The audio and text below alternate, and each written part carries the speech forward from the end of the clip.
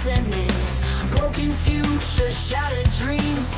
End of times ain't what it seems. Hello, friends. This is Sam Chaney reporting for Weaponized News. Today, March 9th, 2026. It's been a long week already. We're on Monday. Wow. Okay, what do we got today? Orwellian doublespeak coming out of the White House as per usual. They've rolled out their short-term pain for long-term gain. Mockingbird media talking point.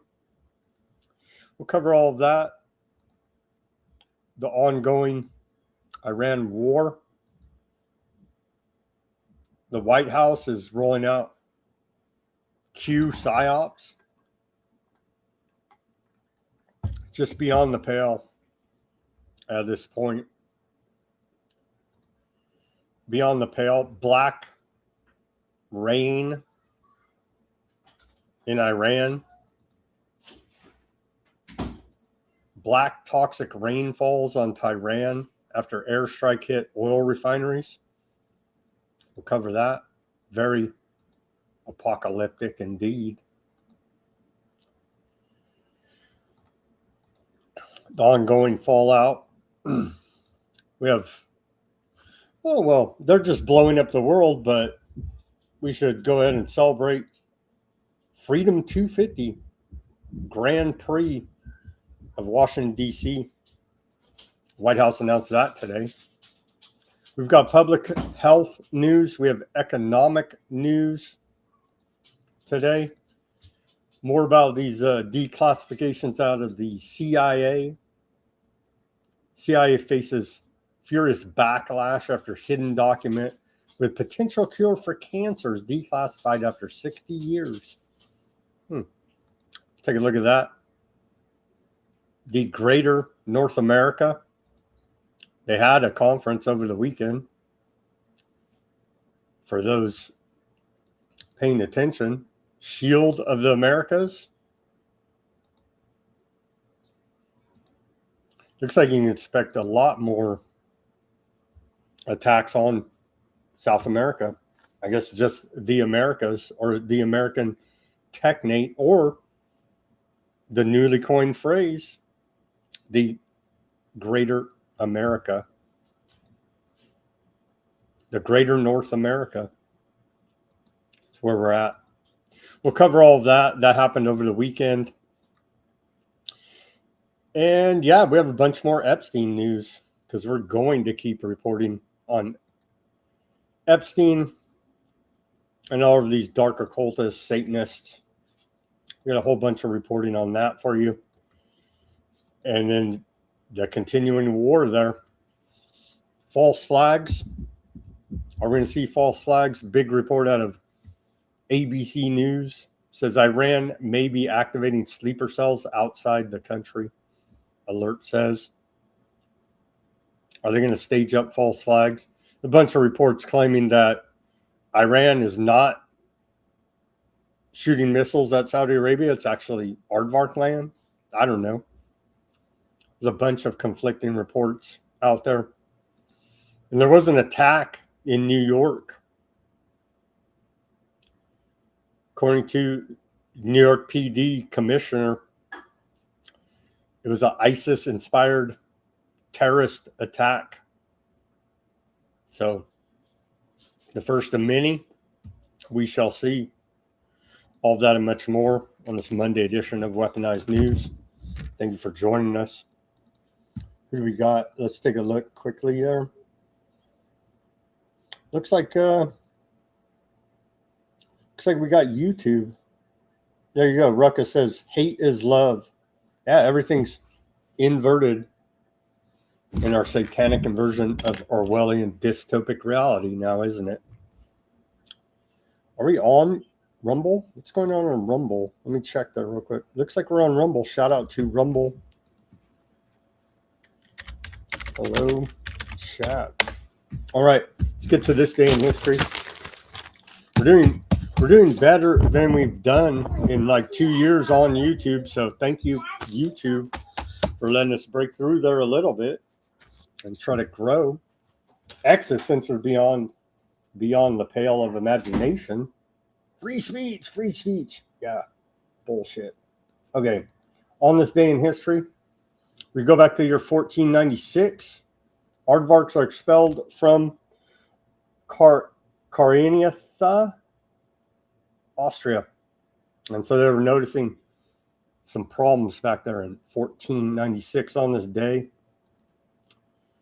On this day of March 9th, Martin Luther begins preaching his invocate sermons in German city of Wittenberg, reminding citizens to trust God's word rather than violence, helping bring to a close the revolutionary stage of the Reformation. And of course, here is the 1517 Martin Luther's 95 thesis. Yeah.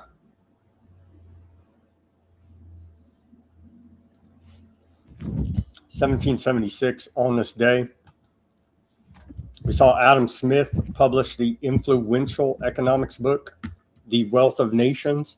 I read that in college for a degree in economics. Should go back and probably read it again with a different eye this time around.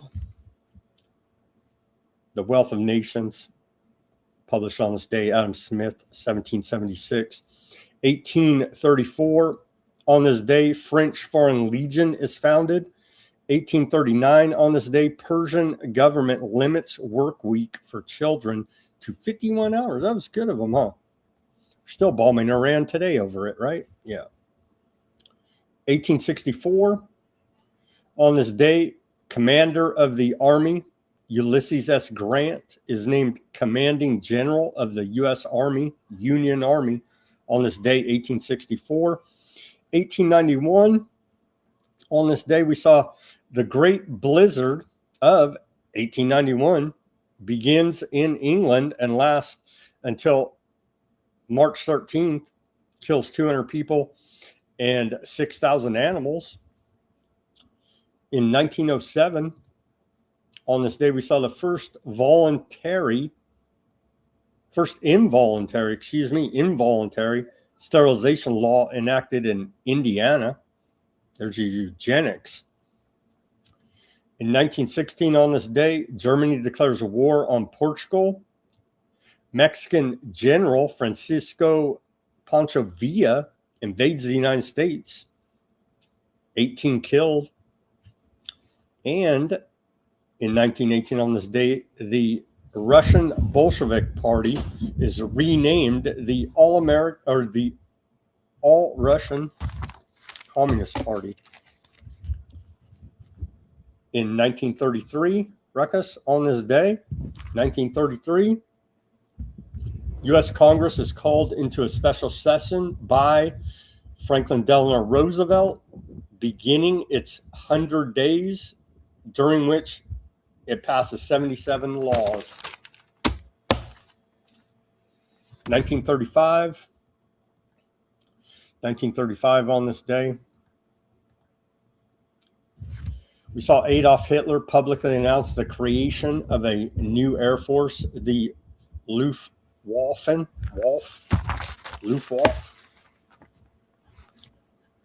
In 1945, on this day, we saw the firebombing of Tokyo. 334 U.S. B-29 superfortresses attacked Tokyo with 120,000 firebombs, and many say that was actually firebombed the hell out of the place, Hiroshima and Nagasaki, and the atom bomb is not what has been sold to us as. But officially, on this day, 1945, 120,000 firebombs on Tokyo. On this day in 1953, Joseph Stalin's funeral is held in Moscow after 4 days of national mourning. In 1959, on this day, Barbie, the doll, not a former head of Department of Homeland Security, Barbie makes her debut at the American Toy Fair in New York. Over 1 billion Barbie dolls have been sold worldwide since. Quite a phenomenon there with the Barbie doll. 1974, on this day, the one-man war finally ends. 1974, the last Japanese soldier, a guerrilla operating in the Philippines, surrenders 29 years after World War II ends. 2007, on this day, the U.S. Justice Department releases an internal audit that found that the Federal Bureau of Investigation had acted illegally in its use of the U.S. Patriot Act to secretly obtain personnel information about U.S. citizens. You don't say. You don't say. But I thought it was to keep us safe from the terrorists that we created. Oh, it's to spy on us? Oh, well, thank you very much. You bastards in the government. You bastards.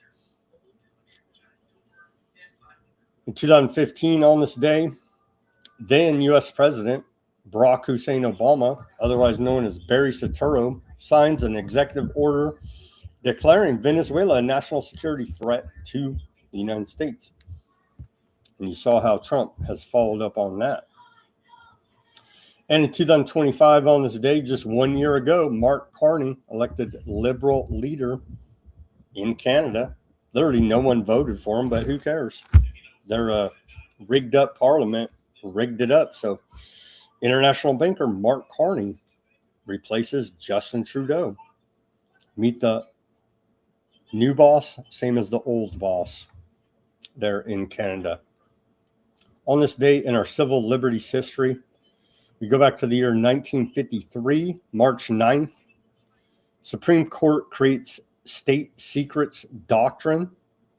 In the case of the United States versus Reynolds, decided on this day, the Supreme Court established the, quote, state secrets doctrine, which allows the government to withhold documents from court proceedings on the grounds that their release would reveal state secrets and damage national security.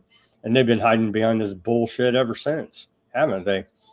The case involved the deaths of civilian employees in the crash of a U.S. Air Force plane. Family members sued the government, but the government withheld a key report about the incident, and the plaintiffs lost their case.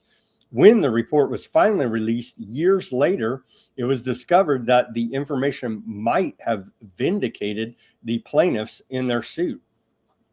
The, quote, state secrets doctrine lay dormant for about 20 years, but beginning in the 1970s, both Republican and Democrat presidential administrations began making significant use of it to cloak in secrecy their actions in the national security arena. So there you go.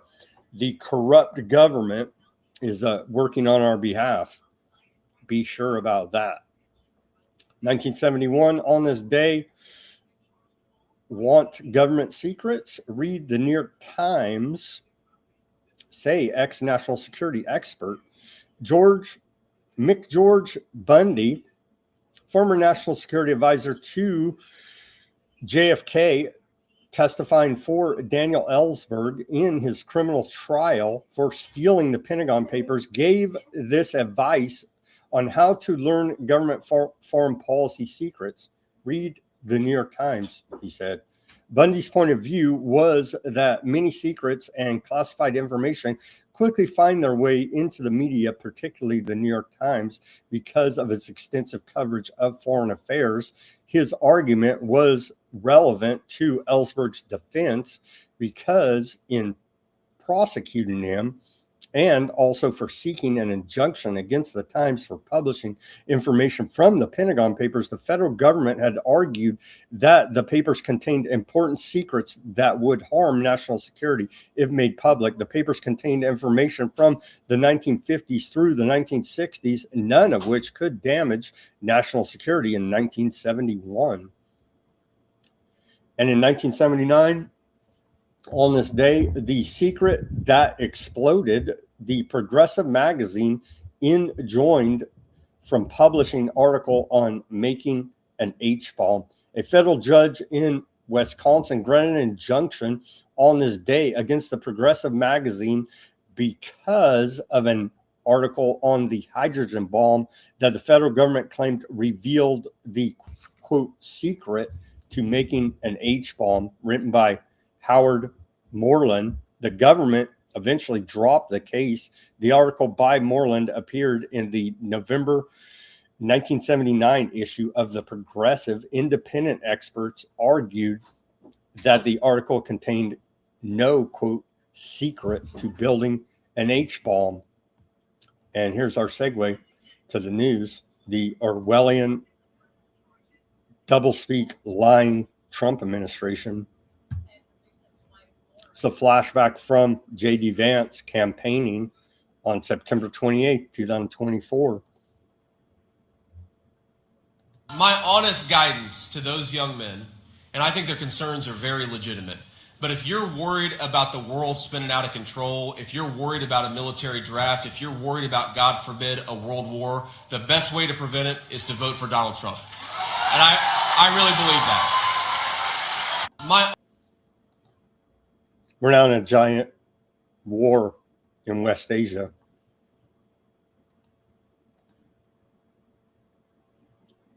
There's more doublespeak lying from Trump earlier today. On the very first day I came down the escalator in 2015, I said, quote, I will stop Iran from getting nuclear weapons. And all I'm doing is keeping my promise. Think of that. That was in 2015. So when are you lying? Then, now, always? Yeah, I think always lying. There's more Orwellian doublespeak coming out of Trump earlier today. Trump says the war is both very complete and just the beginning. So it's hard to fit this much bullshit in a minute, 39-second clip, but Trump does it here.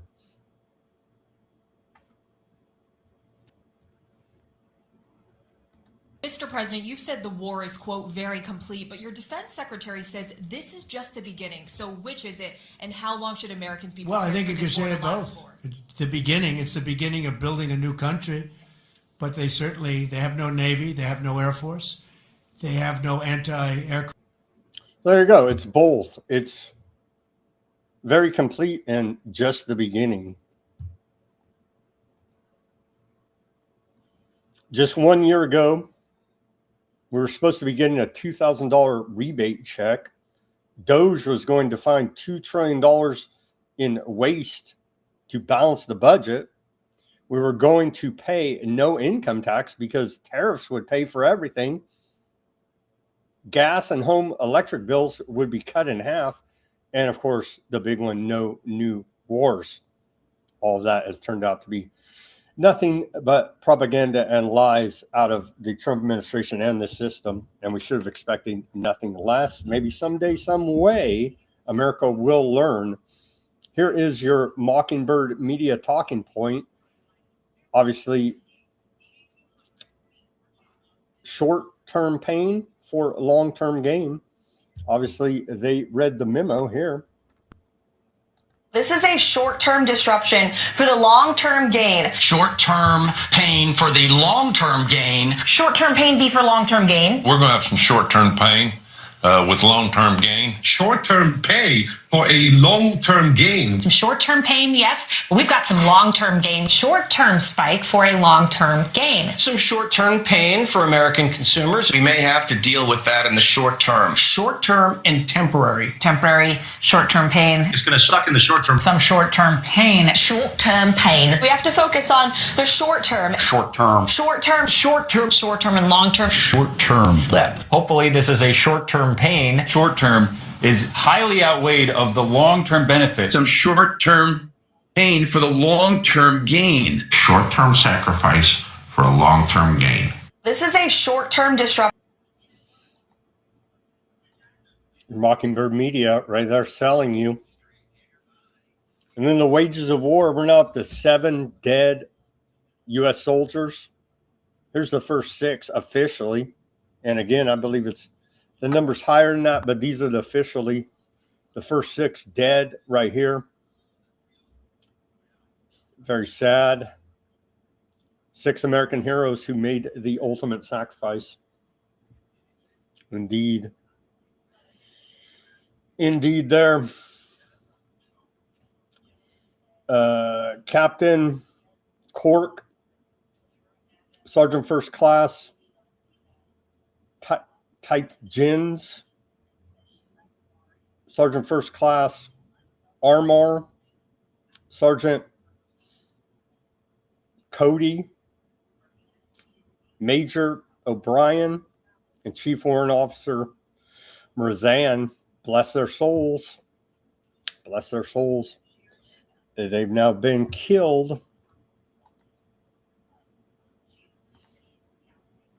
And yeah, these are the wages of war.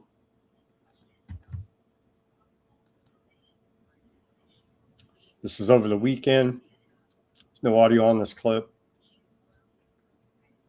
President Trump and the First Lady, the 6 fallen American heroes.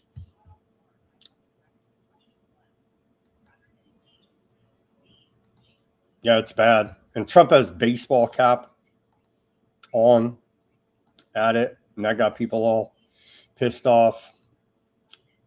There's another one. We got another dead soldier. Another dead U.S. soldier right here. Sergeant Benjamin in Pennington. He's now dead, 26 years old. It's quite horrific. He was wounded in an attack on March 1st, an attack on Saudi Arabia Air Force Base. Died yesterday from his injuries. And here's propaganda coming out of the White House. Freedom is never free. America will never forget their service and sacrifice.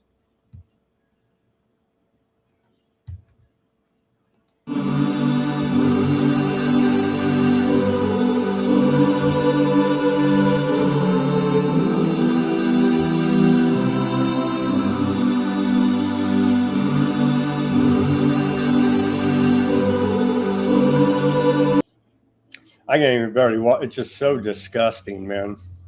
So disgusting. We're stacking American bodies now. Good job, Trump, MAGA.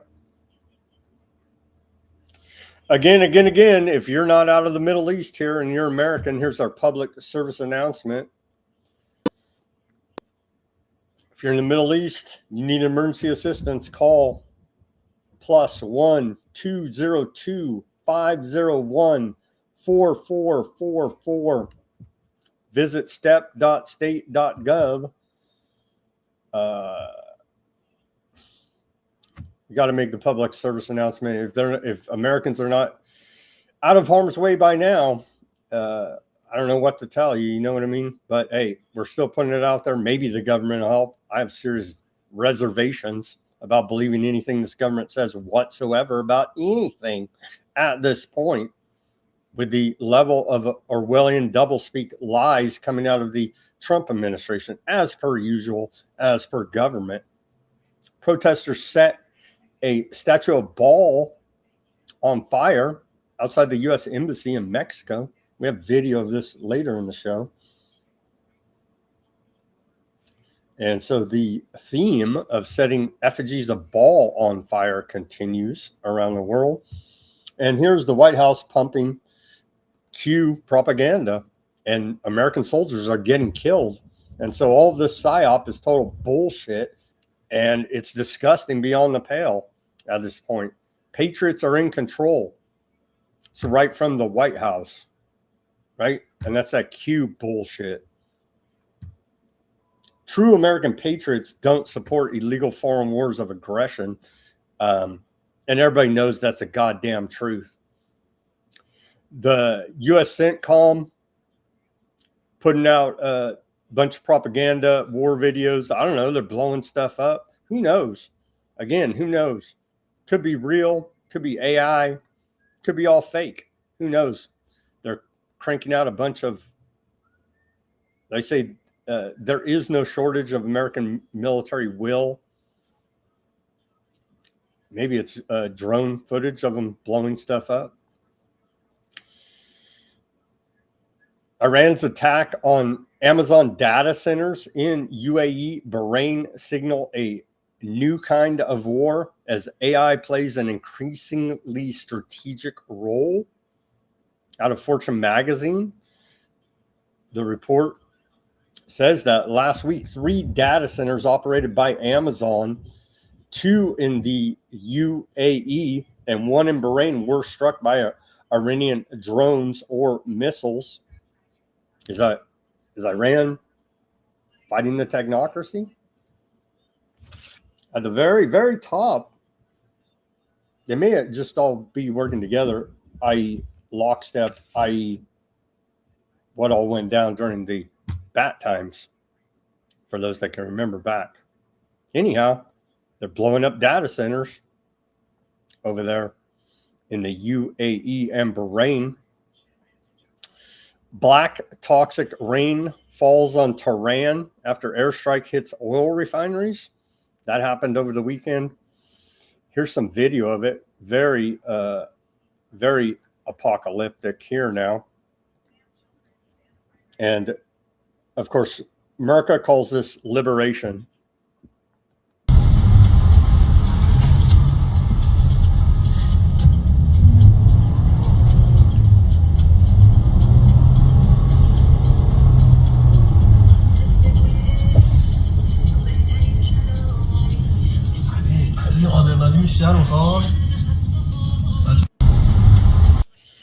That's wild, man. That is wild footage coming out of Iran oil refinery on fire. Apocalyptic scenes are emerging from Iran. Thick black clouds completely blocking out the sun. Well, Bill Gates is happy about that one. Sure. Who cares about the environment being polluted? You know what I mean? We have the sun to block out to save us from climate change. Huh? Yep.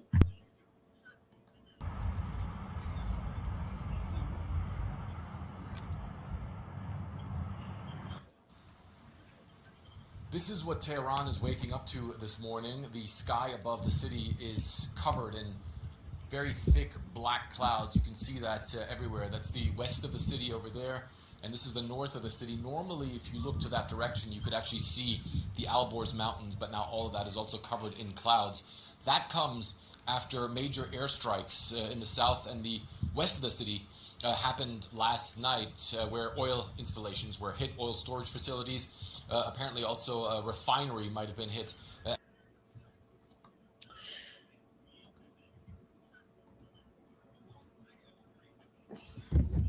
Tehran's 10 million residents now risk exposure to highly dangerous and acidic rain, in addition to fuel shortages after Aardvarkland's bombing of 3 fuel depots unleashed clouds of toxic smoke over the city, according to a report out of the Financial Times.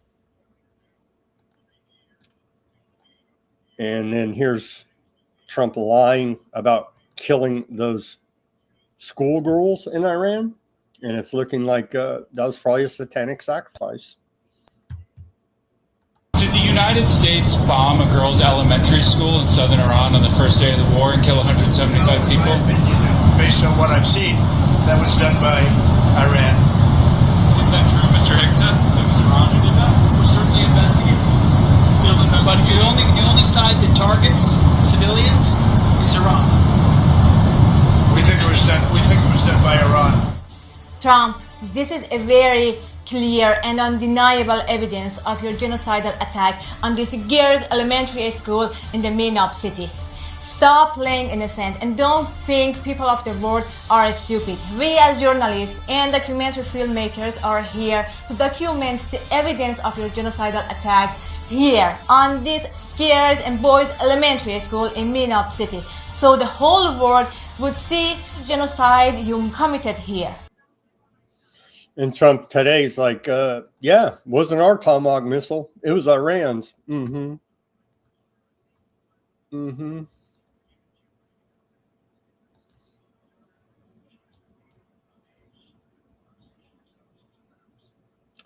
Here's propaganda out of the White House, appearing to be desperate, honestly, at this point.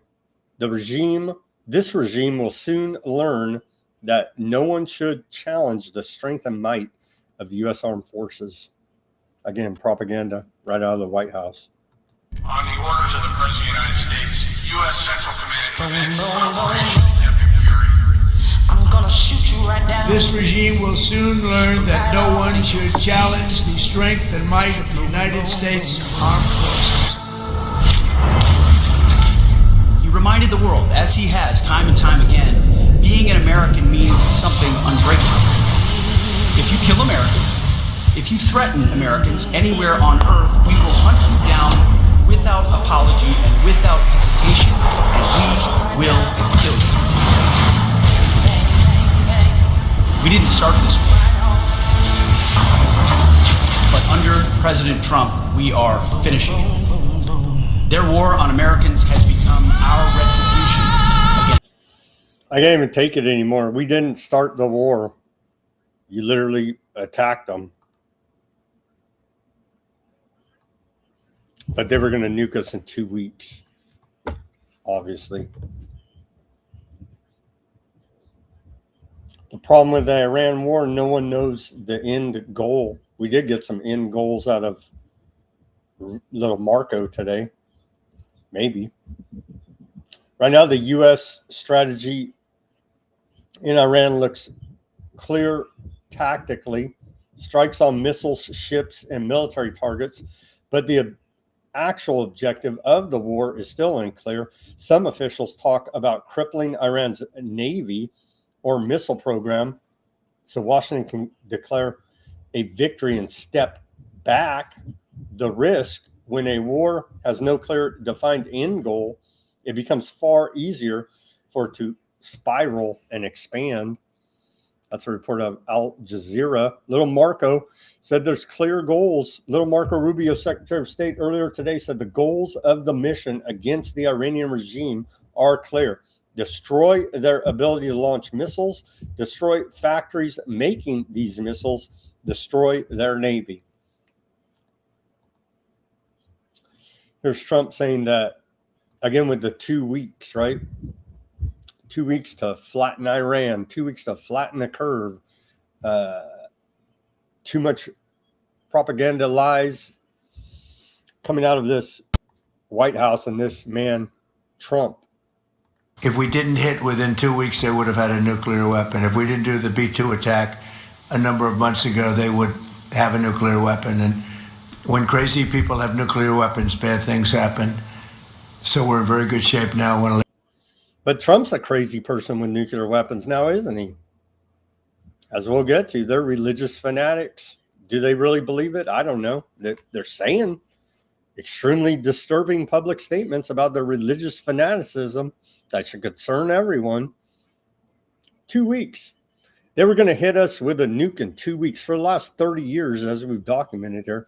And taking time out of genocide and bringing about the Armageddon, Washington found time in the day to remind us that you're going to have bread and circuses come this July 4th to further distract the American mind from the corruption of the Epstein administration. Here's the Freedom 250 Grand Prix. They've I'm surprised there wasn't a pentagon or a pentagram there or some other type of occult symbolism. The compass, you can see the compass right here, right? Anyway, here's the race route, the track map for the Freedom 250 Grand Prix. Surprised they didn't just make it a, Baphomet head or something. And here's the fancy car. As Americans are struggling to put fuel in their vehicles, struggling to eat, to pay rent, and home ownership for the youth is out of reach, the White House disconnected from Main Street, tone deaf to the country, and listening to big donors and their echo chamber of propaganda and lies, has rolled out this. 1, 2, 3, go! Yeah, that's a fancy race car. Wow. Freedom 250 Grand Prix. What do you think, Secretary? Yeah, that is fancy. You should be happy. Your tax money's paying for it. With America 250 sponsoring a fancy Indy race car there. Again, disconnected from reality. Those Trump's granddaughters doing videos, laughing at how much stuff costs at the grocery store, some expensive grocery store. It's beyond the pale, man. Beyond the pale. Okay, we'll come back to more war reporting, but now on back to the home front here now.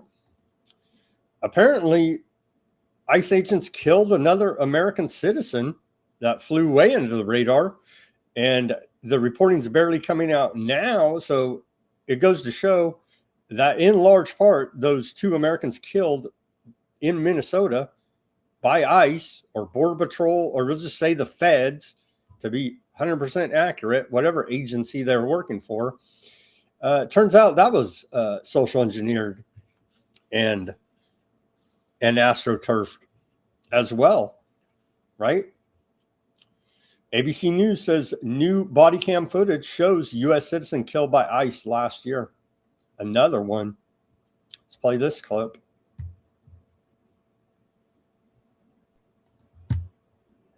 Now to newly released videos of the deadly shooting of an American citizen by a federal immigration agent last year in Texas. The videos appear to contradict the Department of Homeland Security's allegations that the driver deliberately rammed an agent with his car. And we want to warn you that some viewers may find the images disturbing. Here's ABC's Christiane Cordero. Hey, where are you going? New questions tonight about newly released body camera footage showing the moments before a Homeland Security agent shot and killed a 23-year-old man in South Texas. The shooting happened 1 year ago on South Padre Island, a resort area popular with spring breakers. The video released as the Department of Homeland Security faces turmoil amid DHS Secretary Kristi Noem being ousted and a funding shutdown dragging into its 4th week. Homeland Security was among the agencies helping. There you go. There's another dead U.S. citizen. Maybe DHS can kill more than the Iranians, and we'll say how wonderful all that is. And we still don't have mass deportations. We're not getting them, but they are building FEMA camps for you and I. Did you know the government was partially shut down? Well, it is. And once again, exposing the uselessness of the TSA. They've never caught one terrorist since 9/11. They're unconstitutional, illegal agency under the Department of Homeland Security. If they're real patriots, they'd all resign and dissolve the illegal, unconstitutional Department of Homeland Security. But that doesn't seem to be happening now, does it? And of course, the White House blaming the Democrats. The Democrats' DHS shutdown is affecting hundreds of thousands of Americans. And so who knew? And they're crying now. I have no sympathy for any federal government workers ever, ever, ever. You work for the friggin' tyranny. You work for the technocracy. Democrats' reckless DHS shutdown hits Americans hard as 100,000 plus workers go without pay. Well, you should all resign in shame, actually. As radical left Democrats drag the Department of Homeland Security shutdown into its 24th day, everyday Americans are now paying the price now as TSA officers work without paychecks. So they just love doing the tyranny and date raping you at the airport, apparently for free. Maybe you should pay them for a reach around. For the third time in nearly 6 months, crippling staff shortages and hours along security lines are gripping airports as millions of families head out for spring break. And so, yeah, it's being widely reported that TSA is slowing down travel at our airports here. Partial shutdown of Department of Homeland Security. Who knew? I didn't even know. I guess if you're trying to travel through an airport, you would know, because you're facing shutdown fuels 3-hour TSA wait lines. Again, they've never stopped one terrorist. It's all security theater. It's all bullshit and lies from this government. And it looks like they passed Patriot Act 2.0 last week, the cybersecurity deal. I will follow up on here again later in the show. Democrats' reckless Department of Homeland Security shutdown hits hard as 100,000 plus workers go without pay. Well, you should be ashamed of yourself for even working for this evil entity crime syndicate known as the U.S. federal government. Now, shouldn't you? You should be ashamed of yourselves. On the public health news here now. So, yeah, apparently there's a giant government shutdown, or partial. And so who suffers? Well, the people do here now. And again, Department of Homeland Security, TSA, resign. I don't even know what to tell these clowns at this point, but the people continue to suffer. This has been out there a while. Little reports here and there. I think we may have covered it in a previous episode when it first started making the rounds on the internet. But anyway, on to public health. Pfizer makes this enzyme in our cheese, surprisingly enough, if you didn't know. Let's take a look at this report as we're now in our public health section. Who's that, Beth? Howdy. Forgot about that. Most people get shocked when I tell them this, but did you know that Pfizer makes 90% of the cheese in the United States? Cheese is one of the most consumed foods in the world, especially in the US. So if you control cheese, you control a massive part of the food supply. And Pfizer quietly sits in the middle of it. To make cheese, you need just 4 ingredients: milk, salt, cultures, and rennet. And guess who took over the rennet industry? Pfizer. About 90% of all cheese in North America uses a genetically modified version of rennet produced by Pfizer. Real rennet comes from calf stomachs. Pfizer's version is made by inserting cow genes into genetically modified fungus. And then we wonder why half of America can't tolerate dairy. Digestive issues, inflammation, hormone problems. Meanwhile, countries that use traditional rennet like Italy don't have these problems. So the next time you go to the grocery store, look for traditional European cheeses. Most people get Yep. Okay, continuing here. From Bobby Kennedy Jr. today, HHS says making real food accessible and affordable for every American is a top priority at HHS and across the Trump administration. More Orwellian doublespeak here now. Propaganda out of HHS, pulling on America's heartstrings for nostalgia here. This is who's ending the chronic disease epidemic. Of course, Bobby Kennedy Jr. with his father there, assassinated by the government. This is who flipped the food pyramid. Bobby Kennedy Jr. there. As last week, allegedly, medical schools now are going to be required to have nutrition be part of their training. 50 some odd top medical schools in this country.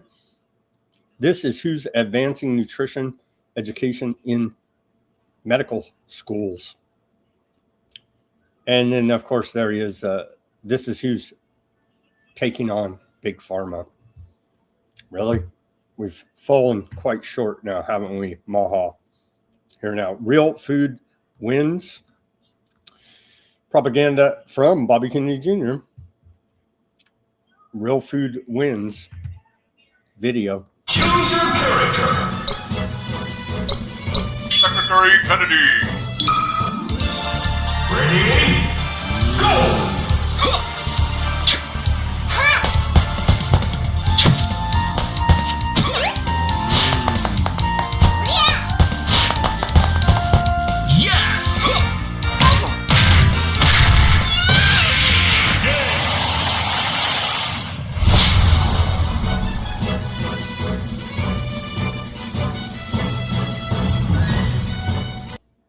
So he beat up the donut. Remember when they were giving out free donuts for miracle jabs? Remember that?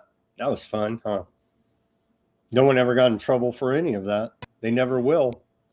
And then public health here now. Reminder, Trump sold out to Bayer Monsanto for $1 million. Yes, indeed. Look it up. He got $1 million from Bayer Monsanto for his inauguration and has circled back to pay them off for that $1 million bribe. Glyphosate causes cancer and is destroying the environment. And remember back to February 18th, executive order here by President Trump promoting the national defense by ensuring an adequate supply of elemental phosphorus and glyphosate-based herbicides. And then here's Nancy Mace. She's trying to be on the right side of all the issues, being on the right side of congressional sexual harassment slush fund exposure, trying to get that done. Failed. Pushing out Epstein files, trying to expose all the perpetrators. It's an ongoing investigation there with Epstein. But back to Nancy Mace on this issue, glyphosate and other pesticides don't belong on our food or in our children's bodies. We are systemically poisoning ourselves. These chemicals are in our cereals, our fruits, our vegetables, foods we feed our kids every single day. Glyphosate has been linked to cancer, hormone disruption, and developmental issues, yet it's sprayed on crops across America because it's profitable. Well, Trump told us it's an issue of national security and the food supply would collapse if we don't stop poisoning ourselves. Well, thanks a lot, assholes. You're a bunch of damn Nazi criminals. Thank you, Trump. Straight up. IG Farben, Bayer, Monsanto, Nazi criminal, chemical weapon companies now spraying our food. Thank you very much. CIA faces furious backlash after hidden document with potential cure for cancer is declassified after 60 years, a report out of the Daily Mail. A newly surfaced CIA document suggests U.S. intelligence once reviewed research that hinted at a possible cancer cure more than 60 years ago. The document, produced in February 1951 and declassified in 2014, summarizes a Soviet scientific paper that examined striking similarities between parasitic worms and cancerous tumors. The report describes how researchers believe both organisms thrive under nearly identical metabolic conditions and accumulated large reserves of glycogen, and a form of stored energy. The research also highlighted experiments showing that certain chemical compounds were capable of targeting both parasitic infections and malignant tumors. And so it's good they kept all of this information from us, and we should go ahead and do the chemical weapon Agent Orange treatment for cancer, right? And so we do appreciate those efforts for chemotherapy given to us by mainstream medicine here in America, and slowly but surely killing all your cells. And so here is that declassified document. right there, the research also highlighted experiments showing that certain chemical compounds, we reported that. And so there it is. And we do appreciate the cover up by the intelligence agency, CIA, and others, keeping America safe by keeping us all neck deep in cancer. And so there you go. National security for our own good, of course. And then here's Trump insulting anybody trying to drive to work and pay their taxes. Short-term oil prices. We saw that propaganda from Mockingbird Media mashup clip earlier in the show. Trump said short-term oil prices, which will drop rapidly when the destruction of the Iran nuclear threat is over, is a very small price to pay for USA and the world's safety and peace. Only fools would think differently. So there you go. Trump calling you a fool. On to the greater North America, kind of a big deal. Very little fanfare. They've announced it's like a mashup of the North American Union, the American Technate, and so greater North America, as Cuba is sitting there under siege right now. They keep saying the government there is going to collapse every day. It looks like they tried to do some kind of regime change operation out of Florida. That report, U.S. citizens killed in a failed some type of operation. Remember all that? We're now openly going after South America. Here's right from the Department of War. Again. This is a big freaking deal. Not many people are noticing. We've been reporting here about the new world order, the new era for 2 years now, over 2 years. Now it's come into being officially at the Department of War. We call this strategic map the Greater North America. Why? Because every sovereign nation and territory north of the equator, from Greenland to Ecuador and from Alaska to Guyana, is not part of the global south. It is our immediate security perimeter in this neighborhood that we all live in.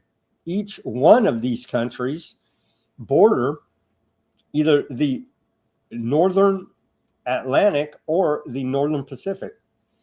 And that's a quote from Secretary of War Pete Hegseth, and it's looking a whole lot like this map of the American Technate from the 1930s. They've updated it for sure to now Shield of the Americas. This happened over the weekend, Saturday, I believe. And isn't this clown worldish? A bunch of war criminals right here. Shield of the Americas.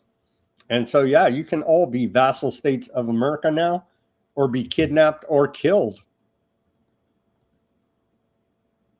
Let's watch this short clip. Propaganda from the White House. We come together to announce a brand new military coalition to eradicate the criminal cartels plaguing our region.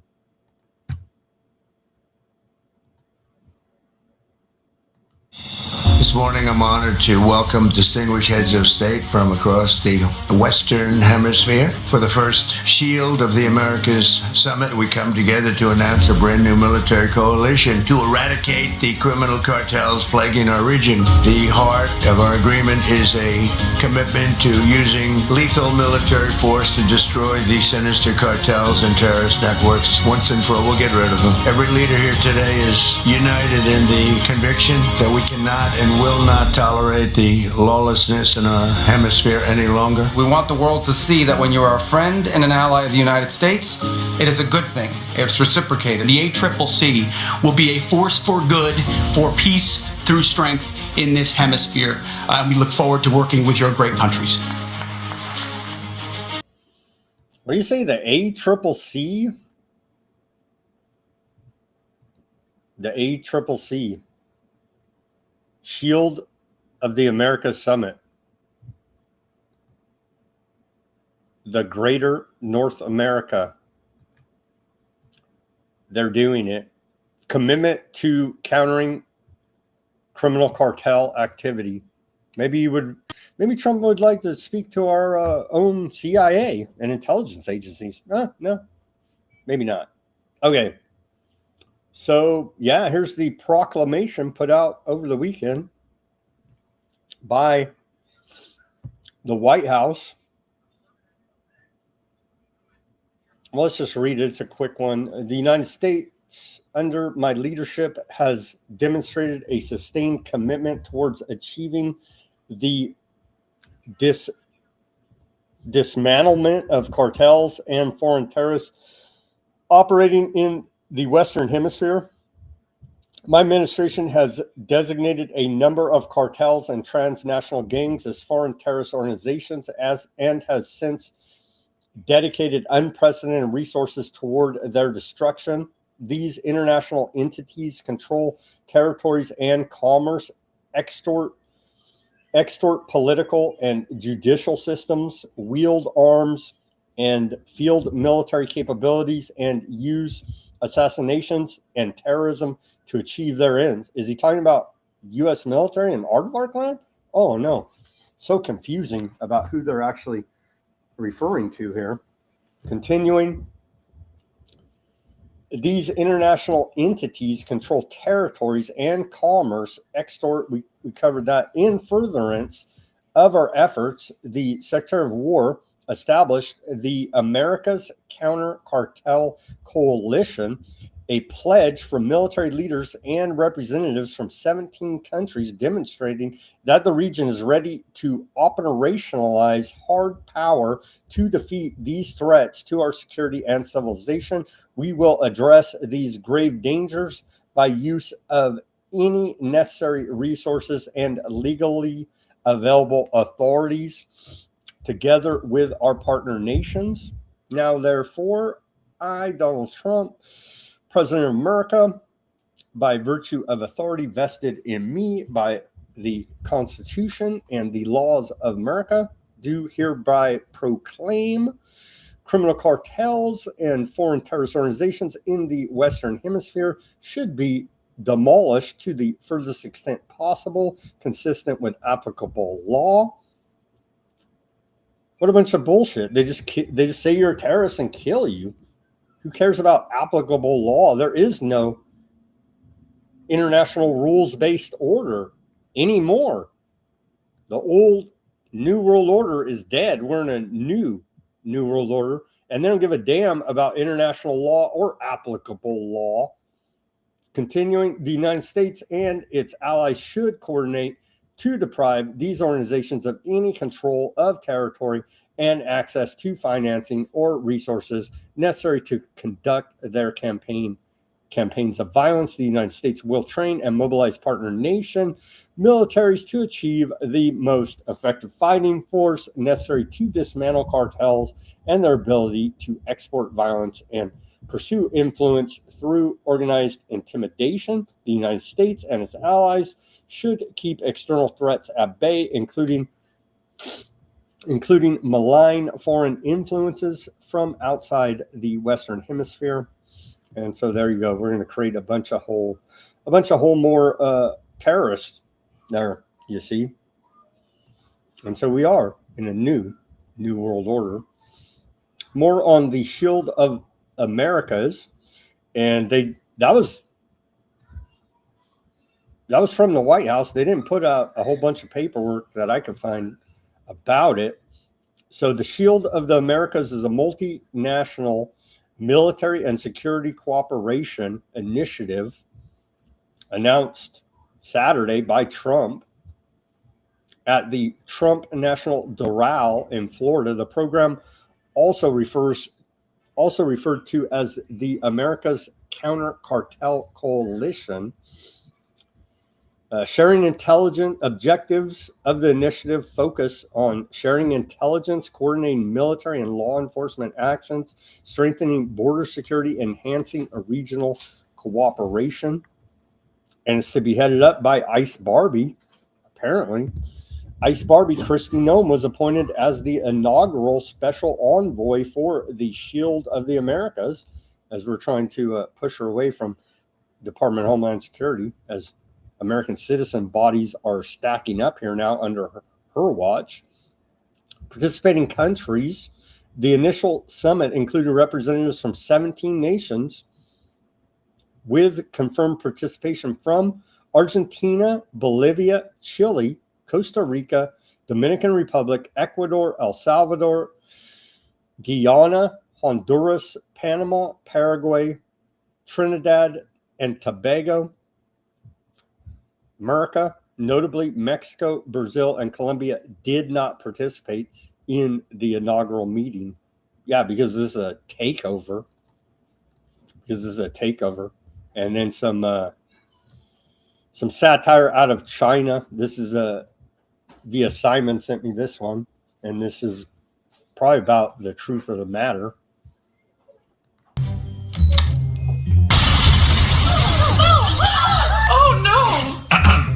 Let me keep everyone safe. Sounds great. Maybe not. Now, there we go. Relax. Sometimes security comes with a little control. So happy the greater North America. Happy the shield of the Americas. As you could expect, continuing extrajudicial assassinations throughout South America, throughout the Americas. I'm going to say you're a damn terrorist, and they whack you, and then say law and order and scream in your face. We don't know what happened to Epstein files. It's where we're at here in our Orwellian dystopia on March 9th, 2026. Let's take our live commercial break here now. Everybody go to weaponizednews.com. Get yourself some stickers over there. We have the holograph sticker, the white background sticker, the clear sticker there. And get all three stickers, weaponizednews.com/shop. The link's in the description below this video. Check out our store over there. We have t-shirts, baseball caps, coffee mugs with the logo. We have custom t-shirts, a bunch of other gear items at the Weaponized News store. We appreciate all the patrons to the store. We appreciate all of the subscribers to the different Weaponized News channels. Give us that like, share, subscribe, push that notification button. If you can't afford to go to the store right now, we're going to get into the economics section here, I believe, coming up after this commercial break.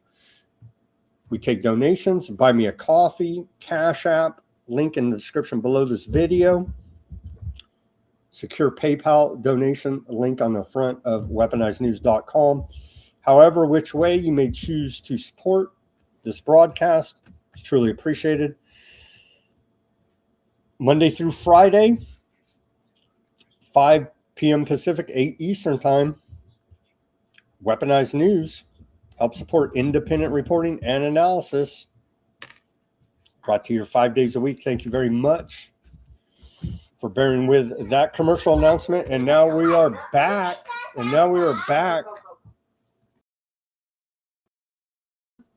With the second half of Weaponized News on this March 9th, 2026 edition. Thank you for joining us. And we're on to the economy. What is going to happen in the Strait of Hormuz? Will it be shut down? If it is, then we're going to see massive increases in oil prices. This just came out a few hours ago. Iran says that any Arab or European country that expels aardvark land and American ambassadors from its territory will have complete freedom and authority to pass through the Strait of Hormuz starting tomorrow. And they did confirm it now that Trump stole, the U.S. government, Trump administration stole $100 million of gold from Venezuela.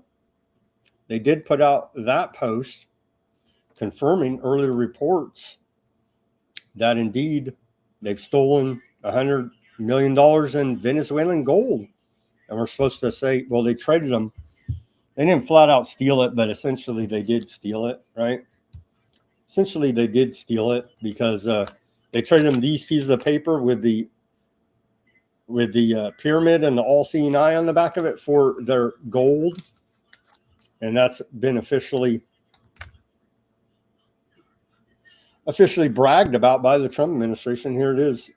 Secretary Burgum, who's he, the Interior Secretary, confirms $100 million in gold shipment from Venezuela.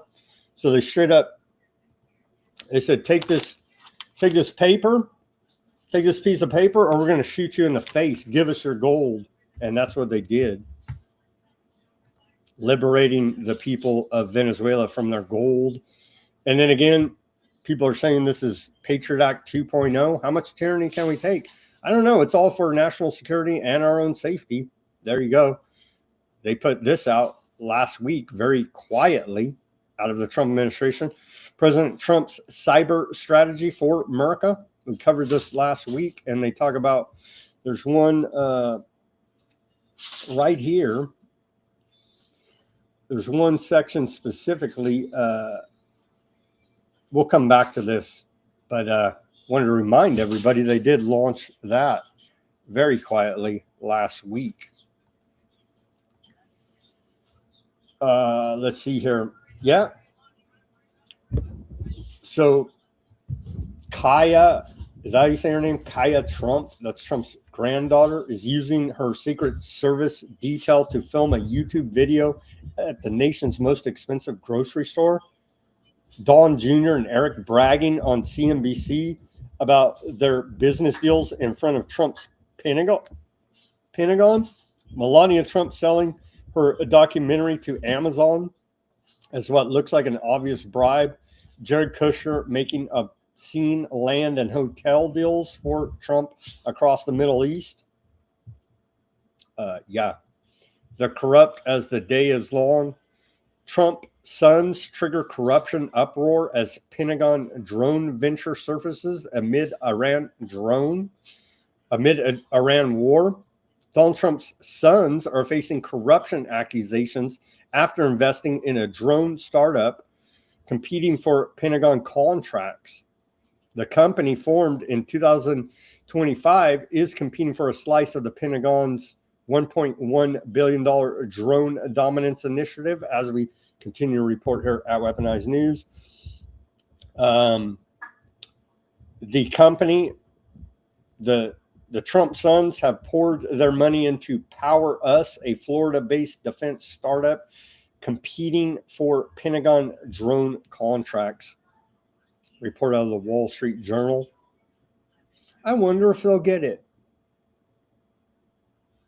And not to be outdone with their corruption, on the other side of the aisle, the Democrats, Gavin Newsom, dictator tyrant out of California, where I'm at, he has Gavin Newsom's wife and her firm pocketed $3.7 million from her gender stereotypes charity. Unearthed IRS filings reveal days after her sanctimonious rant at a press conference. Report out of the Daily Mail. And so, not to be outdone with corruption, the IRS documents from recent years show Gavin Newsom's wife has been paying herself and her company, Girls Club LLC, up to a third of her nonprofit's entire income each year, pocketing over $3.7 million over the past decade. And so no matter where you look, there is no political solution to this corruption. So you got both sides, top Republicans, top Democrats, corrupt as the day is long. Truly, truly disgusting. But hey, they're bragging about the military-industrial complex is going to see a windfall of profits. And so we should all cheer that on. Wait, what? Yep. Stacking the bodies. They're making a whole bunch of money. GE Aerospace CEO Larry Culp on his company's newly announced $1 billion U.S. investment. This investment will continue to deliver more engines as airlines expand and modernize their fleets. $275 million, in fact, of that $1 billion investment is geared towards supporting our ramping in defense production, ramping up of defense production. So GE Aerospace bragging about how wonderful ramping up defense production is going to be. They're openly bragging about, out of the White House, these war profiteer companies. It's quite disgusting. Last week, they were bragging about Lockheed Martin's fourfold increase in munitions manufacturing and how wonderful all of their profit windfall will be from stacking dead bodies. Unemployed Americans with 4-year college degrees have hit a record high, according to a report out of Bloomberg. It's a golden age of the economy, you see. Here's our update from AAA gas prices around the country. And today's average national gas price, $3.47. Over here in California, they're hitting us hard. We're up to $5.20 per gallon on average. You see the national retail prices right here on the legend for this map, showing it all there. And it's so wonderful because you're a fool, as Trump says, only fools would think differently. It's short-term oil prices, and they rolled out again the Mockingbird media to sell us this bullshit. The White House is weighing emergency measures to bring down surging oil prices. I thought you're a fool if you even care. Just act like an idiot, wear a red hat, and believe all the lies. The Patriots are in control. Turns out, not so much. The White House is trying to figure out what to do about the surging price of oil, restricting U.S. oil exports to keep more supply domestically, intervening in oil futures markets. That's what we need, more market manipulation. Sure, that will help. Waiving certain federal fuel taxes, suspending Jones Act rules so foreign ships can move fuel between U.S. ports, coordinating with the G7 on a release from strategic oil reserves. Officials say Washington has few quick tools to lower prices unless tanker traffic through the Strait of Hormuz resumes, a route that carries about 20% of the global oil supply there. Who cares? It's wonderful. It's the golden age of idiocy and lies.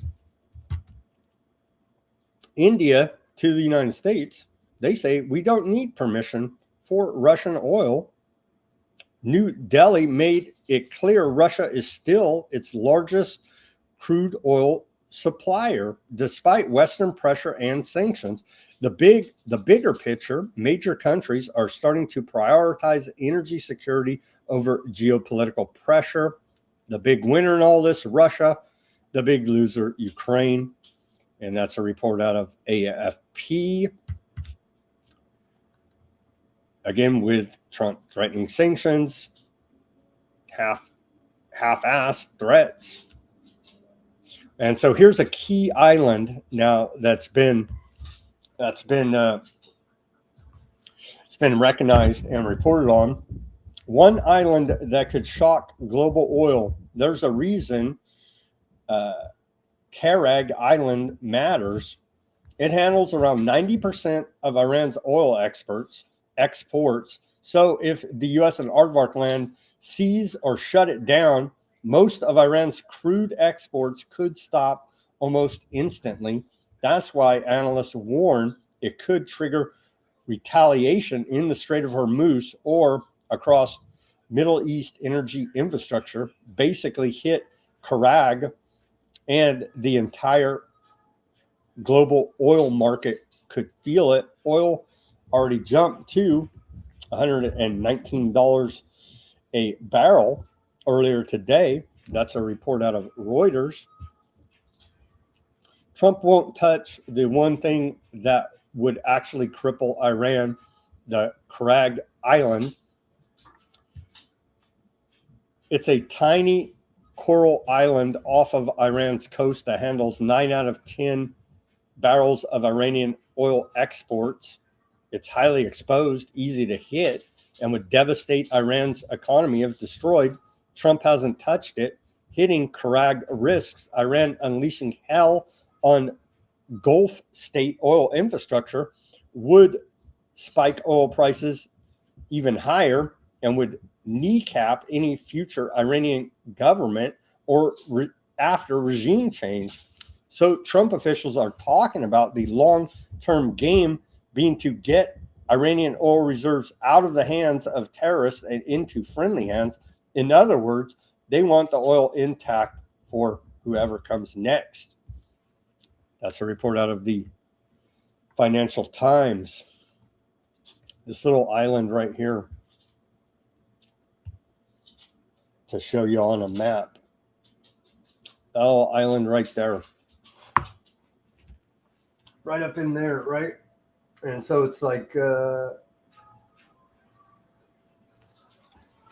up in there in the Persian Gulf. You can see it. Continuing here.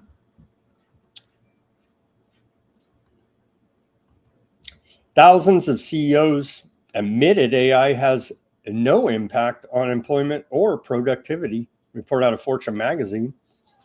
That's an okay headline, I guess. Better than AI's taking all your jobs, right? National debt on track to raise to 120% of GDP in 2036 off of Trump policies. Report out of Axios. To the moon there with U.S. government debt as share of GDP. Not sustainable at all. Whatsoever, one little bit. Okay, on to Epstein reporting. The Alexander brothers, real estate brokers to the stars, convicted of sex trafficking after twisted testimony. They were part of Epstein trafficking network. They were convicted today. We reported on them previously. Luxury real estate agents Tal and Oren Alexander and their brother Alon were convicted Monday of sex trafficking for using their vast wealth to drug and rape numerous women they lured into their twisted orbit. And he was all up. These guys are all up in Epstein out of New York. And interestingly enough, they're aardvarks. Who would have knew? I know, don't be antiseptic against them. Even though they were convicted of sex trafficking. You know what I mean? These characters right here.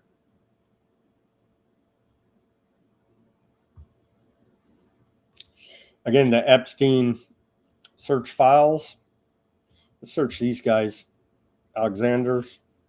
Search Alexander. I guess you got to search the individual names. We'll just search Tal. We'll search these two. Alon is the other one.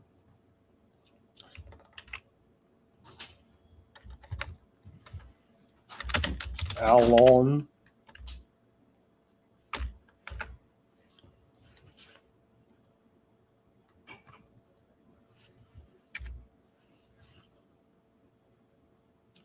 Alexander.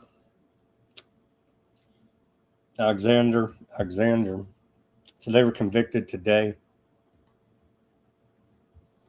Don't forget Biden. This is a 630-page report on Biden laptop that thoroughly documents 459 crimes committed by the Bidens and their associates. 140 business crimes, 191 sex crimes, 128 drug crimes, Biden crimes.info. And you can get a free copy.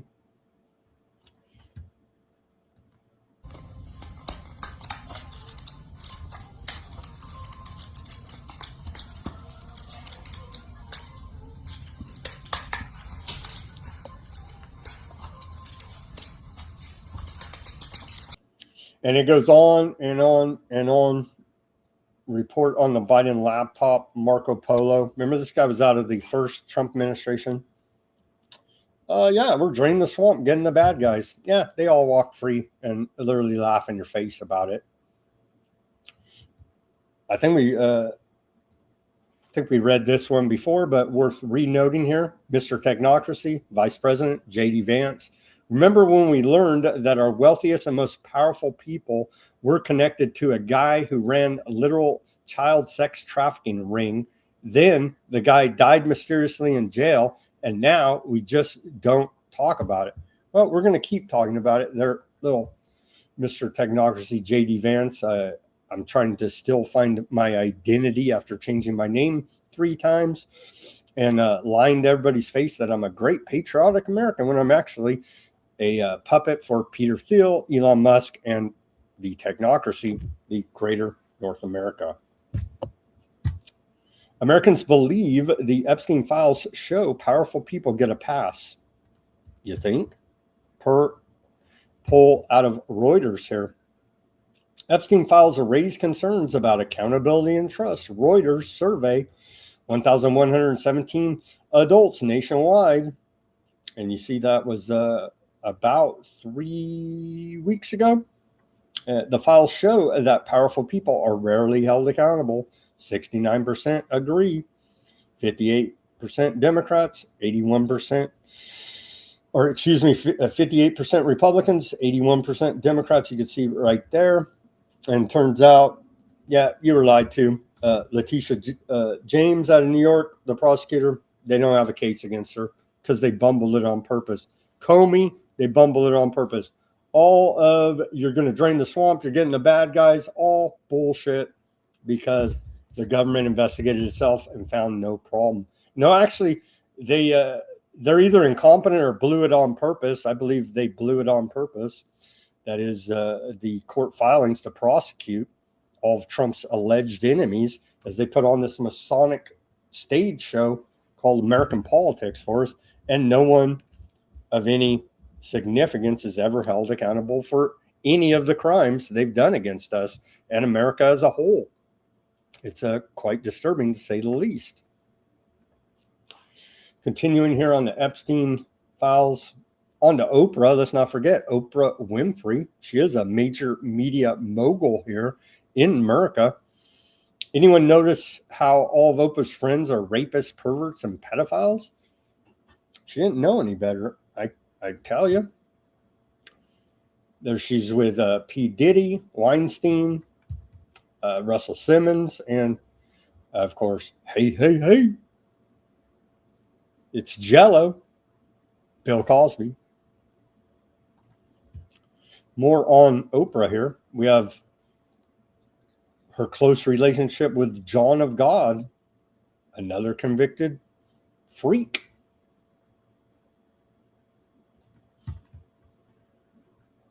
Would ever happen. One of the most famous spiritual healers in the world rarely talks to anyone on camera. John of God agreed to sit down with me under a mango tree on the grounds of the casa. A group of his patients gathered to watch. John of God speaks only Portuguese, so Heather Cumming helped translate. Ready, guys? You describe yourself as a spiritual medium. What does that mean, a medium? Médium, eu sou espiritualista. As a medium, he's a spiritualist. He believes a great deal in God, and he practices this mission already 55 years. Born on a farm to a family who rarely had enough to eat, João Teixeira de Faria was the youngest of 6 children. His father was a tailor. His mother a housewife who also ran a small hotel to make ends meet. João left school when he was 7 to work in his father's tailor shop. To this day, he cannot read or write. As a boy, João says he realized he was clairvoyant when he predicted a terrible storm that destroyed a neighboring village. This event began his journey as a spiritual medium. Are we all, in some sense, missionaries of God? Do we all have the possibility in our own way to be a medium for God? Todos nós somos médium. Everybody is a medium who practices good. Yes. And we are all children of God. And each person has their mission. The first time I saw it today, I was humbled by the experience. Ela disse que quando ela viu primeiro as pessoas hoje, pouco, isso aqui pertence a você. because a little bit of this belongs to you. A part of this belongs to you. How so? I don't understand. Because you are human. Well, could the entity tell me, what does human energy look like? Because as I understand it, each person that comes before you, the entity sees the energy of that person. Temos a áurea. We have an aura. We have different colors in our aura. So human energy looks like colors? Sim. Yes. Várias cores. Various different colors. What does something like cancer look like when you see inside? Quando vê aranha, Sendo da vontade de Deus, não? when he sees cancer, Eu sou todas. he starts asking that this be taken away, be removed, being God's will, because it is not he does not have the power. It is God who has the power. And he prays to have the person's cancer removed. You know what else could work is they stop covering up the treatments. That could also help. So Oprah Winfrey promoted spiritual healer. We just saw the video there. John of God has been sentenced to over 100 years in prison for raping women and children between the ages of 9 to the ages of 67 years old, including his own daughter. He would turn off the lights and rape them under the excuse of transferring spiritual energy. More serious allegations include baby farms, where poor young women were held and forced to gestate in order to sell newborns abroad. He will now die in prison, with Oprah still being a big fan, apparently. Hundreds are rallying outside Epstein's creepy Zorro Ranch for Women's March, demanding justice for the victims. Epstein was a monster, but don't forget his co-conspirators who enabled the horror are still out there. Here's that rally at Zorro Ranch.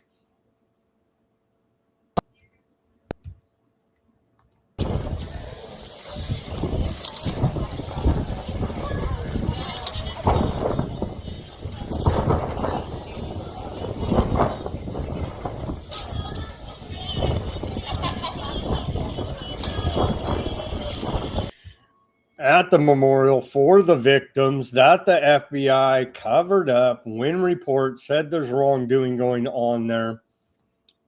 Now, state of New Mexico says they're reopening an investigation as reports of, 2 dead girls allegedly buried on the property. We'll see if any evidence is left. The Miami Herald put the Epstein files on page 1.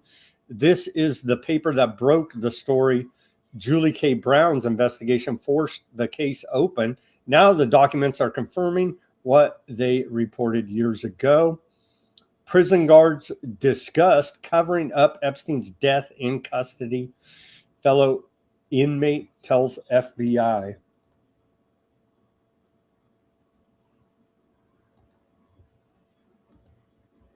Remember, there's that crazy report from somebody posted on 4chan about covering up Epstein's death.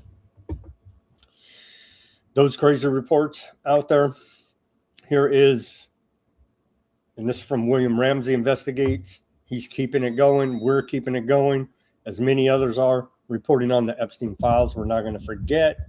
They have to literally blow up the whole world for us to forget and stop reporting on this now. And they may very well attempt to do that, as they're blowing up Tehran right now as we speak. Here's old Jared Kushner, failed diplomat, in large part the reason why I'm putting the 7 dead American soldiers around his neck, and all the collateral damage, and all the dead Iranians, and all the dead Lebanese, due to his failed diplomacy, him and Steve Witkoff, which now looks like a total setup. They were never even serious about any diplomacy, and the plan was just to distract Iran long enough until the Operation Epstein Fury started. You see, but that's Jared Kushner with Leon Black there, good buddies, and I believe William Ramsey said that this pick was from the U.S. Open around 2016. The Epstein files, more perp redactions, massive cover up. And so the DOJ, the Department of Justice, Pam Bondi, continues to cover up the Epstein files. They have not complied with the Epstein Transparency Act. They're still holding back millions of documents, and the redactions continue to cover up for the criminals, as you can see right here. These are the three in the conversation about the children.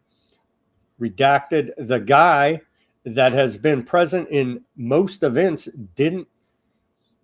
don't remember his name, but can not find him in anyone's Facebook, although he is a key player. Redacted. He is also the one who was with the girl sex slave. They took a passport, although he was there. He was not included in the business meetings, but the effingers Europe. And so, yeah, they continue to cover up for the criminals. Epstein files blood drinker, advised that they were key players involved in trafficking. From knew this for a fact because she had heard it, knows of a key player who she believed to be involved. This key player was a multimillionaire who showed her a chain of golden penises. He told her he was part of a group who drinks the blood of children, did not want to give his name at the time of the interview. Here's that FBI intake interview form there. He told her he was part of a group who drinks the blood of children. Redacted, redacted, redacted. Well, go arrest his ass. Go arrest his ass. And they won't, because they're covering it up. 338 pages totally redacted. Must be important, William Ramsey said. So here you go. All blocked out, all redacted, part of the cover up. And again, they don't give a damn about the victims. They've doxed the victims. Possible victim here at Hell Ranch with Epstein. Of course, the possible victim redacted there. Looks like pulling the hair by Epstein.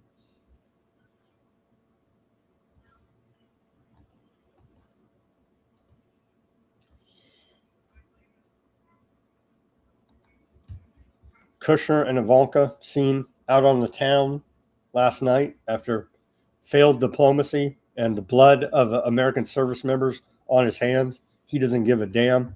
It's all part of his occult rituals, dark occultist rituals, obviously here now. Epstein file document references birth babies for black market use, a la John of God, a la this is part of the same network of trafficking. Redacted, redacted. Woman who accused John of God, cult leader, of rape mysteriously kills herself at Spanish home. Spoke of this going on at Zorro Ranch. She has said on record that Epstein offered her money to do this, birth babies for black market use. Redacted, redacted. Covering up for the traffickers that are birthing babies for black market use, i.e. torture, death, potential MK Ultra mind control programming, drinking their blood, eating them, all of it. There you go.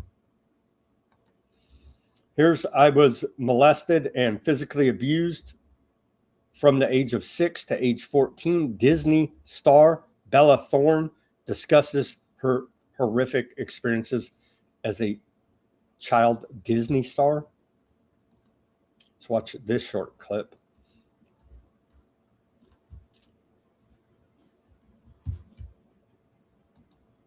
It's like anything in my life. I mean, if you read the book, you'll be like, transitioning from Disney to this was fucking easy. I don't know, getting molested for fucking from your 6 to your 14 seems like way harder circumstances, or being physically abused all the time seems like a much more difficult situation than fucking have paparazzi following you since you were 12. I don't know. I was still being molested when paparazzi were still fucking following me. So it's pretty hard in my mind to think about these big flashlight photographs and everyone thinking they know me and talking about me, but having no idea the type of mistreatment that I was still dealing with at that time, that everyone around me saw and did nothing.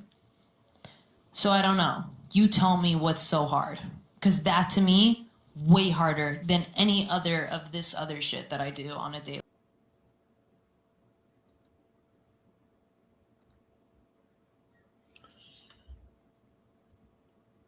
That's what this is. That's who these people are. Here's Epstein being blessed by the Pope. Jeffrey Epstein and Ghislaine Maxwell being personally blessed by the Pope. There was a 2,300-page document that leaked that verified Pope Francis's cover-up of a Vatican pedophile ring. Did you know 20 Chilean priests who went public on their connection to that very same pedophile ring were killed in a plane crash right after their meeting with Pope Francis?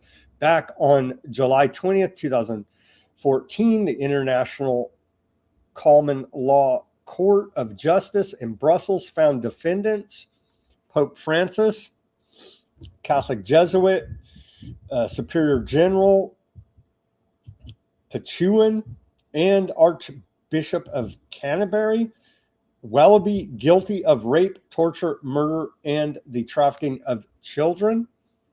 2 adolescent women told the ICLCJ court that Pope Francis raped them while participating in child sacrifices during the spring of 2009 and 2010 in rural Holland and Belgium, according to a former employee of the Circa in Rome. Rapes and murders of children also took place at the Korokov Castle in Wales and an undisclosed French chateau. And then here is the Pope Francis blessing Epstein and Maxwell there. And so we're facing in institutional dark occultist child trafficking rings all over the world. All over the world. Okay, on to geopolitical news and back to the war now. And we're going to keep reporting on Epstein here. We're going to keep reporting on it because it needs to be reported. The redacted names need to be exposed. They need to be held accountable. And this global dark occultist child rape, baby eating, blood drinking, mind control program, that's it, man. It needs to continually be exposed here now. They're not stopping. They're not stopping with Epstein. Is Kushner the new Epstein? Is Melania Trump trafficking kids straight through the White House in everybody's face? It certainly appears so. It certainly appears so.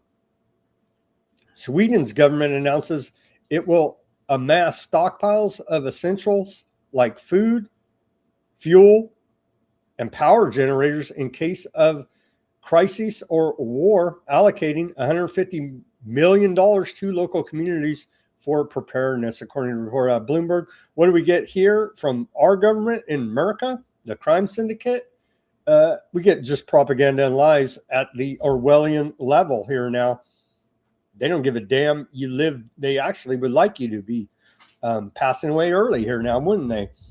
And so we don't get any help at all from our government, but your taxes are due April 15th. Don't you forget it. Continuing here, propaganda out of the Department of War. No mercy memes today. They found time out of the war schedule to post some propaganda memes. No mercy. And then, of course, this one.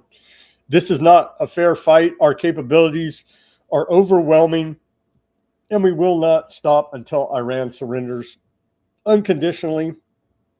America's winning decisively, devastatingly, and without mercy. And that was from March 4th. Secretary of War Pete Hegseth. Really? Really? Fact-checking from CENTCOM. This is something new for a war. U.S.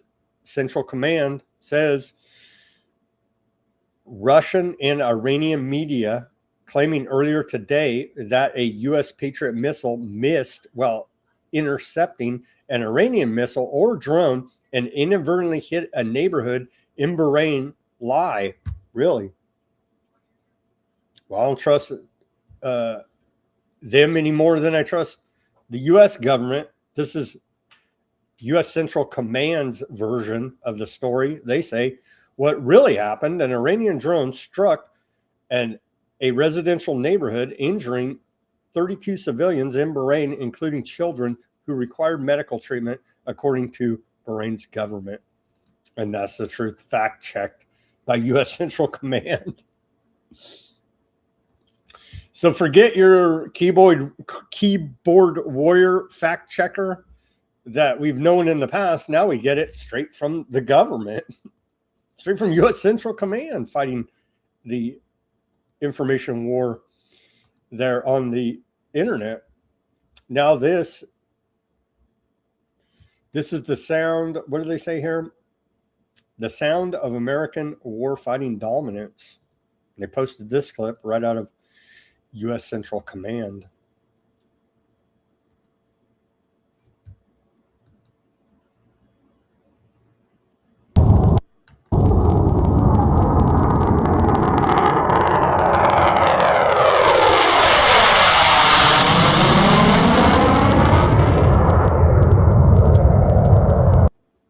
And then big booms. So they're pumping out war propaganda right from the Department of War, from the U.S. Central Command. Lindsey Graham is now mad that Saudi Arabia doesn't want to jump into the war with Iran. This comes after earlier today, a prominent Emirati billionaire blasted Lindsey Graham for acting on behalf of Aardvark land and trying to drag the Gulf into war.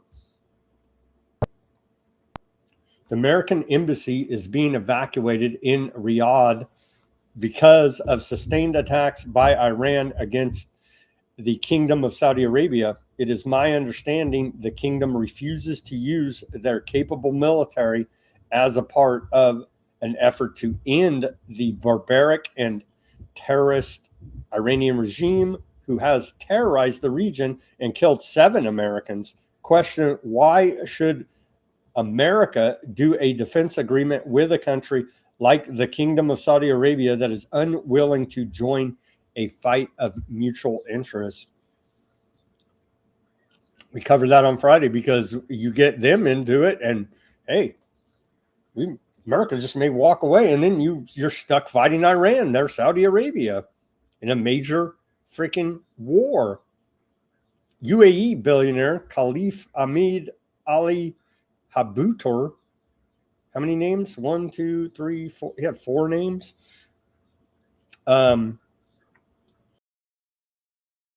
It's a billionaire dude out of UAE. He said Graham's calling for Gulf states to join the war, says they're under attack and need to fight alongside the U.S. Al-Habtour's response said, we know full well why we are under attack, and We also know who dragged the entire region into this dangerous escalation without consulting those who he calls allies. In other words, you started this war without asking us. Now you want us to fight for you? No. Graham said Iran and Venezuela together hold 31% of global oil reserves. That if the U.S. takes control, it's a nightmare for China, and America would make a lot of money. Al-Habtour, only then does the picture become clear, and only then do we understand what they want this war for. It's not about freedom, not about security, oil and money, Graham said it himself. We do not need your protection. All we want from you is to keep your hands off of us. We invest in our security and pay billions of dollars for these weapons. This is an industry that thrives on war and arms sales, not a charitable endeavor. Indeed. Senator Graham said, you may be a senator, or he's talking now to Senator Graham. He says, Senator Graham, you may be a senator in the United States, but anyone who hears your statements might think you're a member of the Aardvark Land Knesset because you defend Aardvark Land interests more than you defend the interests of the American people themselves. Indeed. We will not enter this war to serve the interests of others, nor will we sacrifice our sons in a conflict that could have been avoided through diplomacy and political solutions. Well, you couldn't, because you had Jared Kushner and Steve Witkoff sabotaging, essentially setting up Iran in the diplomatic talks, as we continue to report here. We want peace and stability. We will not accept being forced down the path of war, nor will we accept being fuel for others' battles. The Gulf U.S. alliance just cracked open in public over oil, over being used, over being told to sacrifice their people for American profits and Aardvark land security. Indeed. Indeed there. Shah-Haba 3, Iran's backbone ballistic missile. The Shah-Haba 3 is the missile that turned Iran into a serious regional missile power. Originally based out of North Korea, designed in the 1990s, Iran spent years modifying and improving it into a platform of its own. And so key facts about this missile. This is the primary missile being lobbed around the Persian Gulf, West Asia by Iran right now. A range about 1,000 kilometers, enough to reach all of Aardvark land and major U.S. bases in the Gulf. Warhead up to 1,200 kilograms. One of the heaviest in its class. Variants include cluster warheads designed to hit wide areas like airfields or troop concentrations. Accuracy roughly 190 to 500 meters. Its biggest weakness is liquid fuel. The missile needs up to an hour to fuel before launch, making launchers easier to detect. Even though Iran has never used it in combat, the Shabad 3 reshaped the region's deterrence balance. Much of Aardvark land's missile defense architecture was developed with this threat in mind. So they're saying they didn't use it. Have they used it? Okay, continuing here. Syria's president, former Al-Qaeda, ISIS leader, praised by Trump. He says, al-Shara, right? He says Damascus stands alongside Lebanese president in disarming Hezbollah. And so Lebanon's taking heavy fire. As we continue to report, they are now, along with Syria, turning on Hezbollah. They say we support the serious and decisive steps being taken by the governments of Iraq and Lebanon to remove the threat from their countries and prevent any slide toward conflict, as the proxy armies of Iran all over the area, Hezbollah's spinoffs, are gearing up for the fight, being denounced by Lebanon and Syria. Putin says the Strait of Hormuz is effectively closed, according to a report out of TASS. Russia and China are watching how long Iran can last before deciding how much support to send in. A Moscow analyst laid out the calculus. The longer and the more effective Tehran is, the more behind the closed doors support I expect from the two capitals. Neither Russia nor China has a mutual defense obligation with Iran like they do with North Korea, but they're both invested in stopping the war without direct interference. Russia and China are avoiding security imbalances in the region, but they won't overlook Tehran's need for support later down the road. Support is already being provided. They're just not saying exactly what kind out loud. We've reported yesterday or last week, China and Russia supplying Iran with, at the very least, logistical support from satellites. At the very least, I believe they're providing a lot more support than that. That's a report out of Al Jazeera. Trump killed Iran's 87-year-old supreme leader and got his angrier son instead. So he killed a Khomeini, and now there's a new Khomeini. Iran appointed, and we reported that last week. It's now official. It was official then. Anyhow, Iran appointed Mojtaba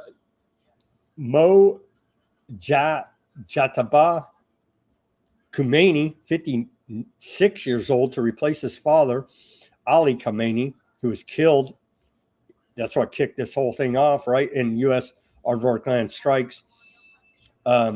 Also killed in that strike were his wife, his mother, and his son. I think he's pissed off. They killed his whole family, or his immediate family. There's his mother, his father, and his son. And so you think he's a little bit pissed off now? Maybe. Analysts say that he's a more hardliner than his father.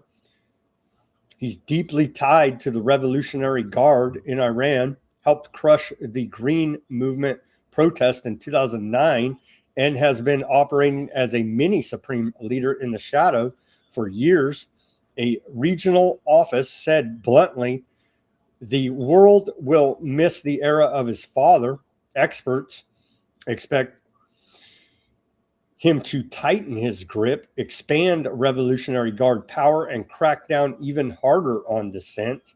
He's got a lot of revenge to exact after losing half his family. This is also Iran's first hereditary transfer of power since the overthrow of the monarchy in 1979, something the founders specifically denounced as un-Islamic. Trump wanted regime change. He got it, just not the kind he was hoping for. And that's a mashup of reports out of Wall Street Journal, Financial Times, and Reuters. And Trump's running around saying he'll pick Iran's next leader. Really? Really? Really? That's what he's saying. That this new Khomeini is unacceptable. Well, seems like, according to videos coming out of Iran, massive crowds in Tehran pledging allegiance to the new supreme leader. Here's some video. So it looks like big support here.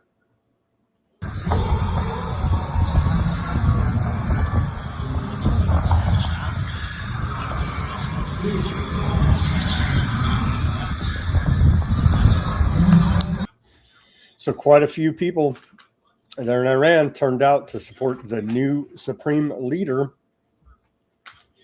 I believe we have more video of it. Yeah, crowds gather in Tehran to pledge allegiance to Iran's new supreme leader. More video of the crowds there. So, Iranian armed forces, state institutions pledge allegiance to new supreme leader. The Iranian regime has not fallen, and it's reconstituted itself here now. So that whack 'em and the whole thing's going to fall didn't happen. Iran's parliament speakers warning the world about the economic fallout from this war. Mohammed Bagher Ghalibaf says oil prices could stay in triple digits for an extended period, and paralyzing global economies is the likely outcome. Yeah. Satellite imagery shows U.S. aardvark land strikes in Tehran are damaging hospitals and schools near military targets. 2,000-pound bombs created 40-foot craters, shattering hospital windows and forcing patients, including babies, to evacuate. Let's watch this report out of CNN. The US and Israeli bombing campaign of Tehran has been targeting intelligence complexes, police stations and state broadcasters, but we verified videos and analysed satellite imagery and found the impact is going beyond that, due to the densely packed nature of the city and the large-scale weapons involved. Take a look at this satellite image. This crater is at least 40 foot wide. That means it was likely caused by a 2,000-pound bomb. The target, Iran's state broadcaster, the IRIB. The strike wiped out its communications mast. These bombs used by both the US and Israel are capable of killing or wounding people more than 1,000 feet away. And just 100 feet away is the Gandhi Hospital, one of the biggest in Tehran. Glass shattered, walls collapsed, and patients, including babies, being rushed out. As more videos like this one began to emerge, we started verifying them, pinpointing the hospital where each one was filmed. Then we cross-referenced with satellite imagery to see the damage caused by US and Israeli strikes. Like here, you can see the blown-out windows of the Gandhi Hospital from space. They're all damn terrorists, right? That's right. French President Macron announces a major military buildup, saying France will deploy 8 warships, 2 amphibious helicopter carrier units, and an aircraft carrier to the Mediterranean, the Red Sea, and the Strait of Hormuz. Macron warns that if Cyprus is attacked, all of Europe is attacked. Iran is accusing Aardvark Land of carrying out massive false flag operations against Azerbaijan, Turkey, Cyprus, and pinning it all on Iran. Iran claims it never launched any missiles toward those countries and says Aardvark Land was responsible. We have consistently warned against false flag operations. Again, let's play this clip from the Iranian Foreign Ministry office as we're awaiting false flag terrorist attacks here in America as well.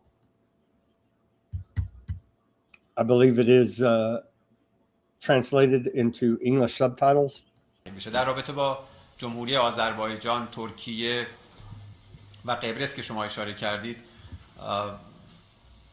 ستاد کل نیروهای مسلح صراحتاً و رسما اعلام کرد که چنین پرتابه‌هایی از داخل ایران یا توسط نیروهای نظامی ما صورت نگرفته. قبرس رو دیدید، حتی مقام‌های رسمی انگلیس تایید کردند که چنین اتفاقی نیفتاده. ما همواره هشدار دادیم نسبت به عملیات‌های پرچم دروغین. یادمون باشه که یک رژیم شروری در منطقه وجود داره که سابقه طولانی داره در چنین اقداماتی.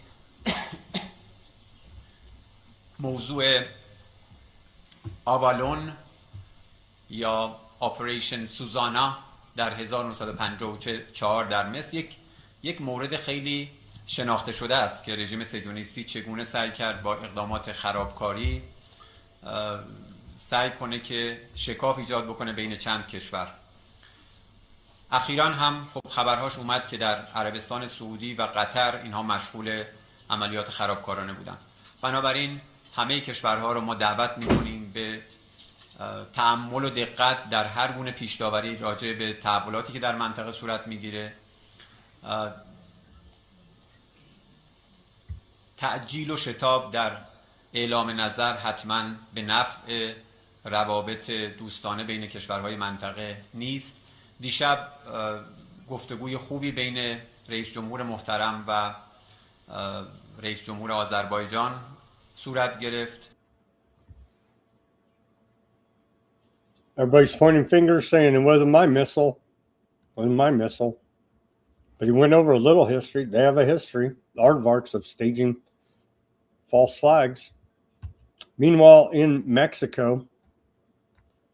people in Mexico have joined the people of Iran in burning an effigy of Baal in front of the U.S. Embassy. When are we going to get this in Washington, D.C.?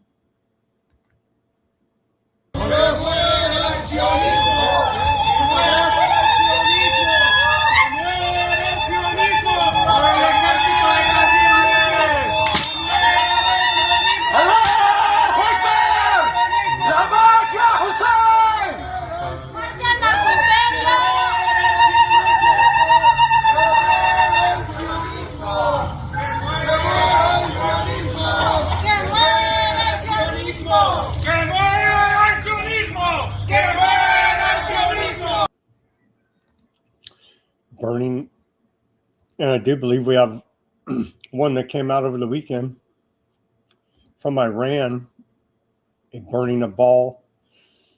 But here's Secretary of War Pete Hegseth. He admits the war against Iran has religious meaning for him, according to his version of Christianity. Hegseth says it's important to give U.S. soldiers faith before they go to war. They need a connection with their Almighty God. Let's watch this short clip. You made that reference to the providence of Almighty God. Is there any part of you, Mr. Secretary, that views any of this in a religious context? I mean, obviously, we're fighting religious fanatics who seek a nuclear capability in order for some religious Armageddon. But from my perspective, I mean, obviously, I'm a man of faith who encourages our troops to lean into their faith, rely on God. There's no atheists in foxholes. Your mortality is right in front of you. I remember prayer for me on combat missions, how important that was. That's why we're making the chaplain corps great again and active again, making sure we're pouring into the faith of our troops. My Christian faith, faith in general, is important to the president. It's important in our fighting ranks to give them perspective, on human nature, on their own humanity, on our own mortality. And we lost a lot of that with sort of self-help, self-esteem nonsense, which is not what troops need. They need a connection with their Almighty God in these moments. And I'm proud of how our troops are conducting themselves. And he's following the BS Christian Zionist Schofield Bible version of events. He's a religious fanatical maniac that believes that he's bringing about the Armageddon to bring about the second coming. Trump posts a bizarre video on Truth Social titled Kim Clement prophesizing about Donald Trump in 2007. Let's watch this. Again, trying to hype up the religious fanatics out there to get on board with this end times fulfillment of fake prophecy. So again, Trump posted this on True Social as, again, they're pumping that Q bullshit propaganda. This that shall take place shall be the most unusual thing, a transfiguration, a going into the marketplace, if you wish, into the news media, where Time Magazine will have no choice but to say what I want them to say. Newsweek, what I want to say. The View, what I want to say.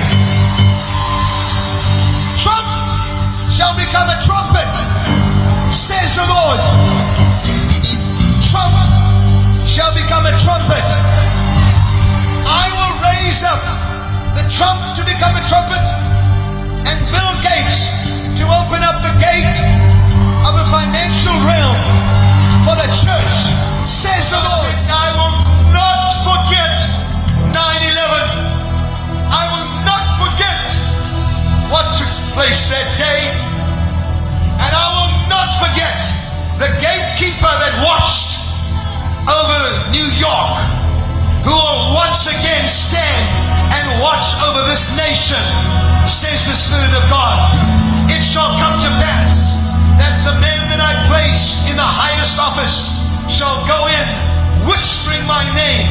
But God said when he enters into the office, he will be shouting out by the power of the Spirit, for I shall fill him with my Spirit when he goes into office, and there will be a praying man in the highest seat in your land. Will be a praying president, not a religious one, but I will fool the people, says the Lord. I will fool the people. Yes, I will. God says, the one that is chosen shall go in, and they shall say, he has hot blood. For the Spirit of God says, yes, he may have hot blood, but he will bring the walls of protection on this country in a greater way, and the economy of this country shall change rapidly, says the Lord of hosts. Listen to the word of the Lord. God says, I will put at your helm for 2 terms a president that will pray, but he will not be a praying president when he starts. I will put him in office, and then I will baptize him with the Holy Spirit and my power, says the Lord of hosts. Come on! Seriously? That's the propaganda they're pumping. Here's Iranians in the street burning the effigy of Baal again. This is different than the one from a couple of weeks ago.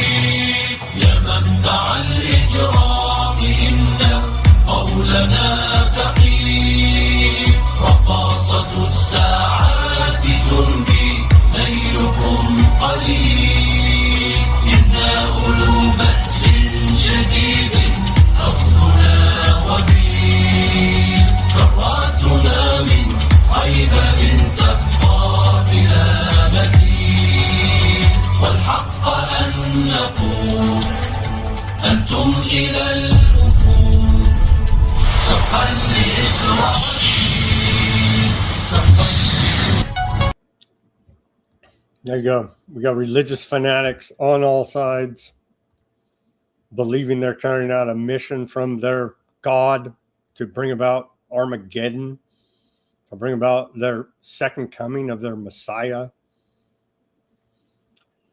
Bahrain prosecutors now seeking death penalty for citizens accused of photographing damage from Iranian strikes. That seems extremely severe punishment, but photographing anything over there in Bahrain can get you the death penalty.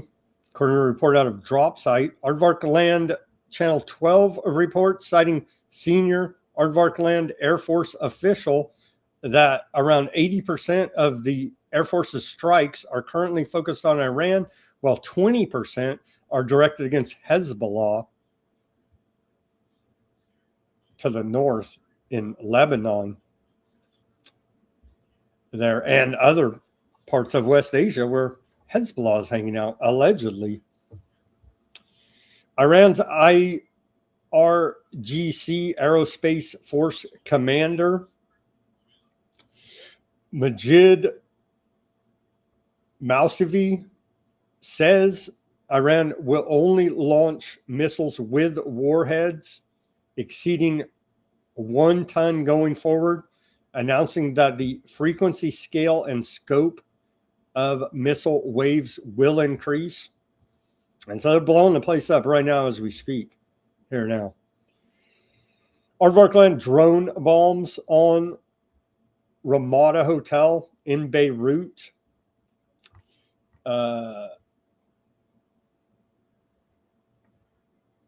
Update on that. That was from 2 days ago. 3 killed, 6 injured.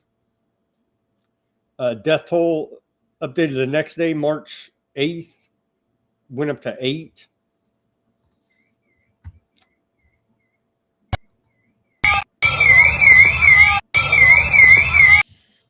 So there's the footage of that. Aardvark land whacking them in Beirut.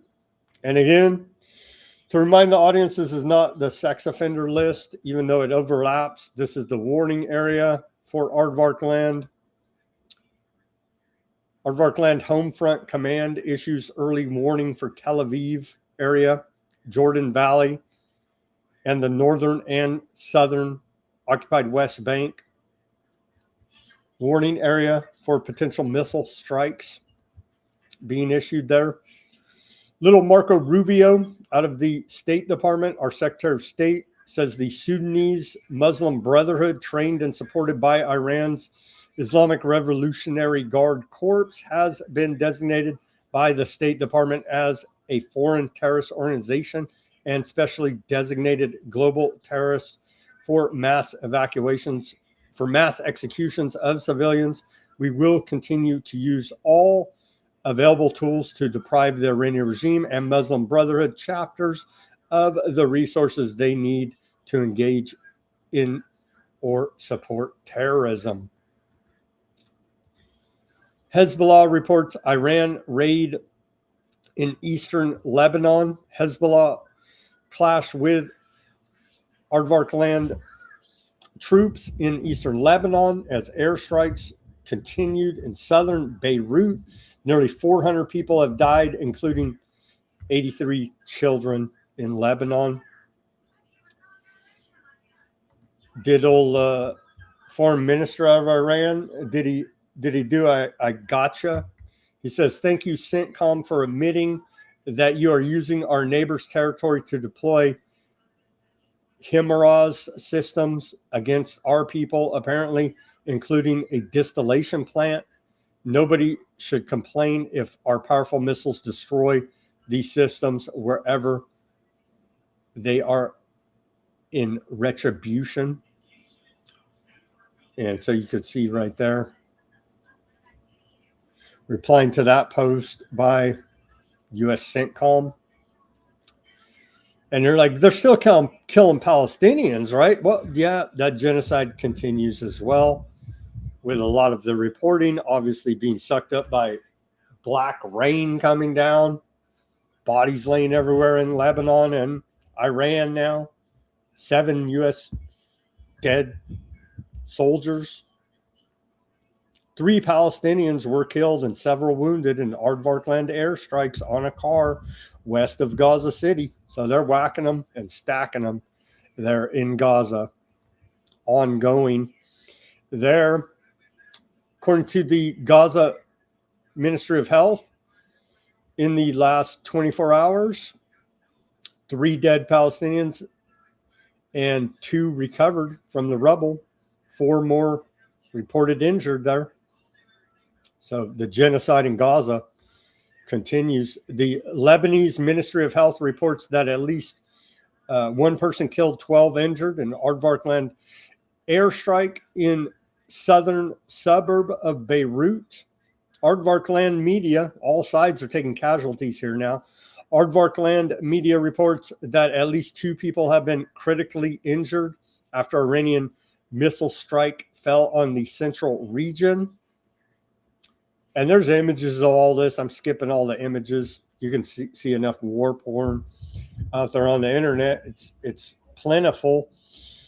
Aardvark land health ministry reports that 2,142 aardvarks have been transported to hospital since the beginning of the U.S. Aardvark land war on Iran, of whom 142 are still receiving treatment.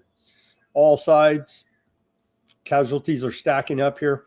Now, at least 700,000 displaced in Lebanon due to Aardvark land aggression. Lebanese Social Affairs Minister reports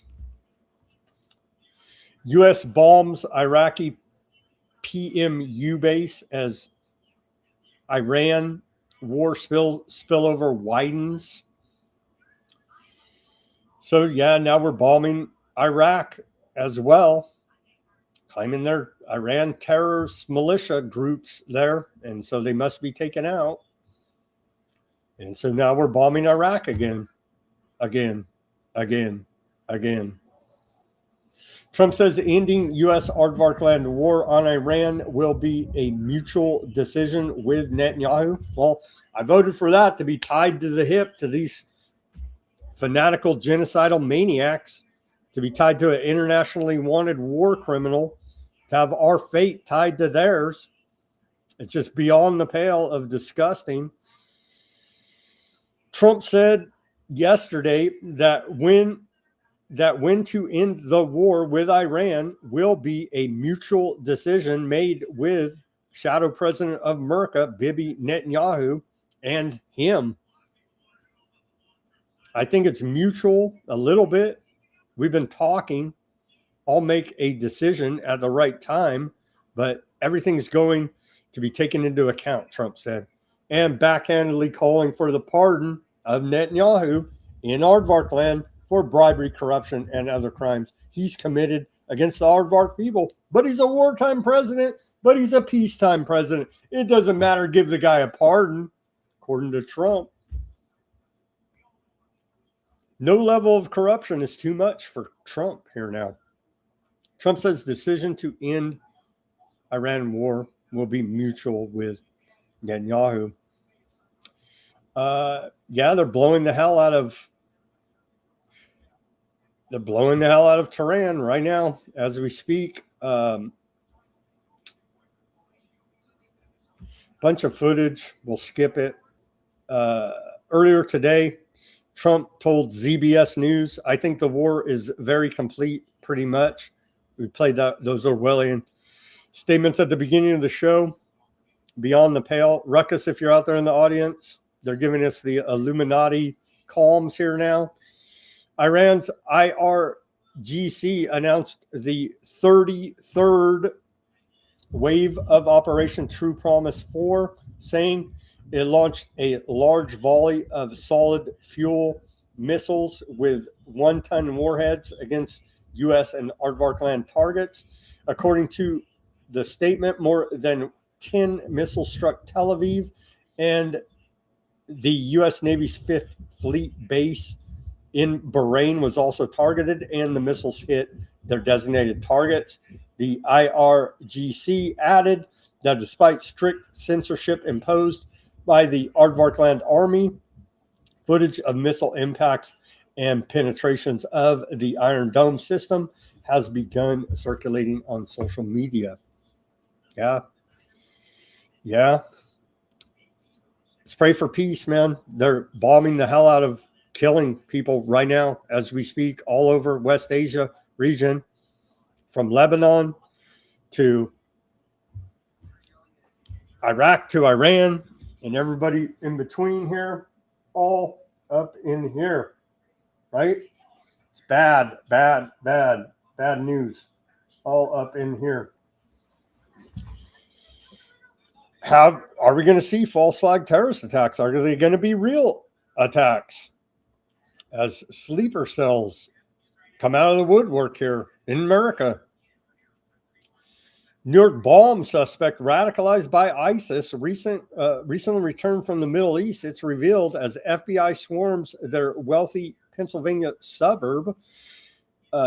So there was an alleged bombing attempt there in New York. The New York City bomb suspects were radicalized by the Islamic State, i.e. Western intelligence. And so there you go. Blowback, it's coming home to roost as per design.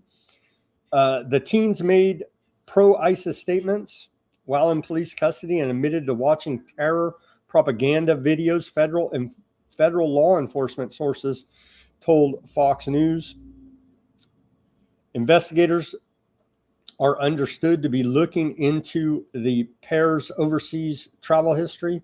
to Turkey, Saudi Arabia, and other well-known terror training grounds. They should have just went to the FBI field office and said, hey, we want to be part of your false flag. Here's the character that one of these characters on alleged attempted New York bombing.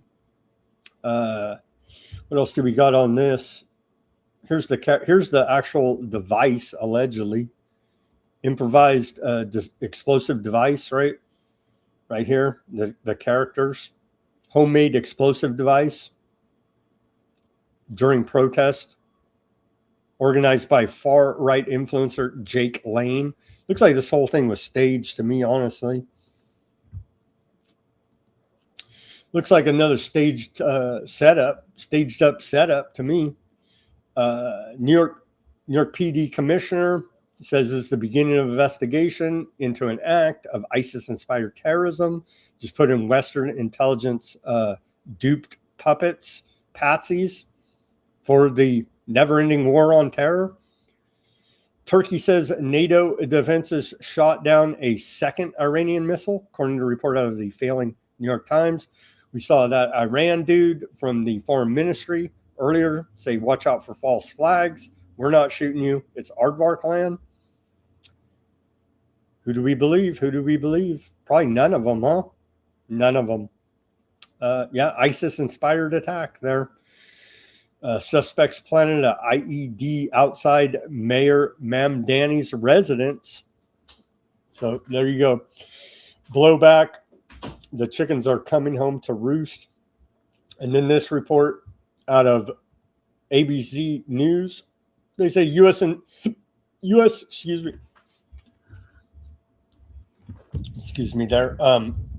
intercepts encrypted communications believed to have originated in Iran that may serve as, quote, operational trigger for, quote, sleeper assets outside the country.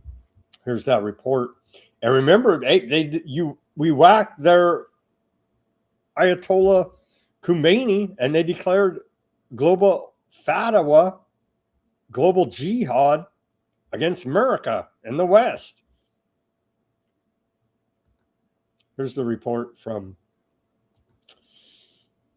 earlier today, ABC News.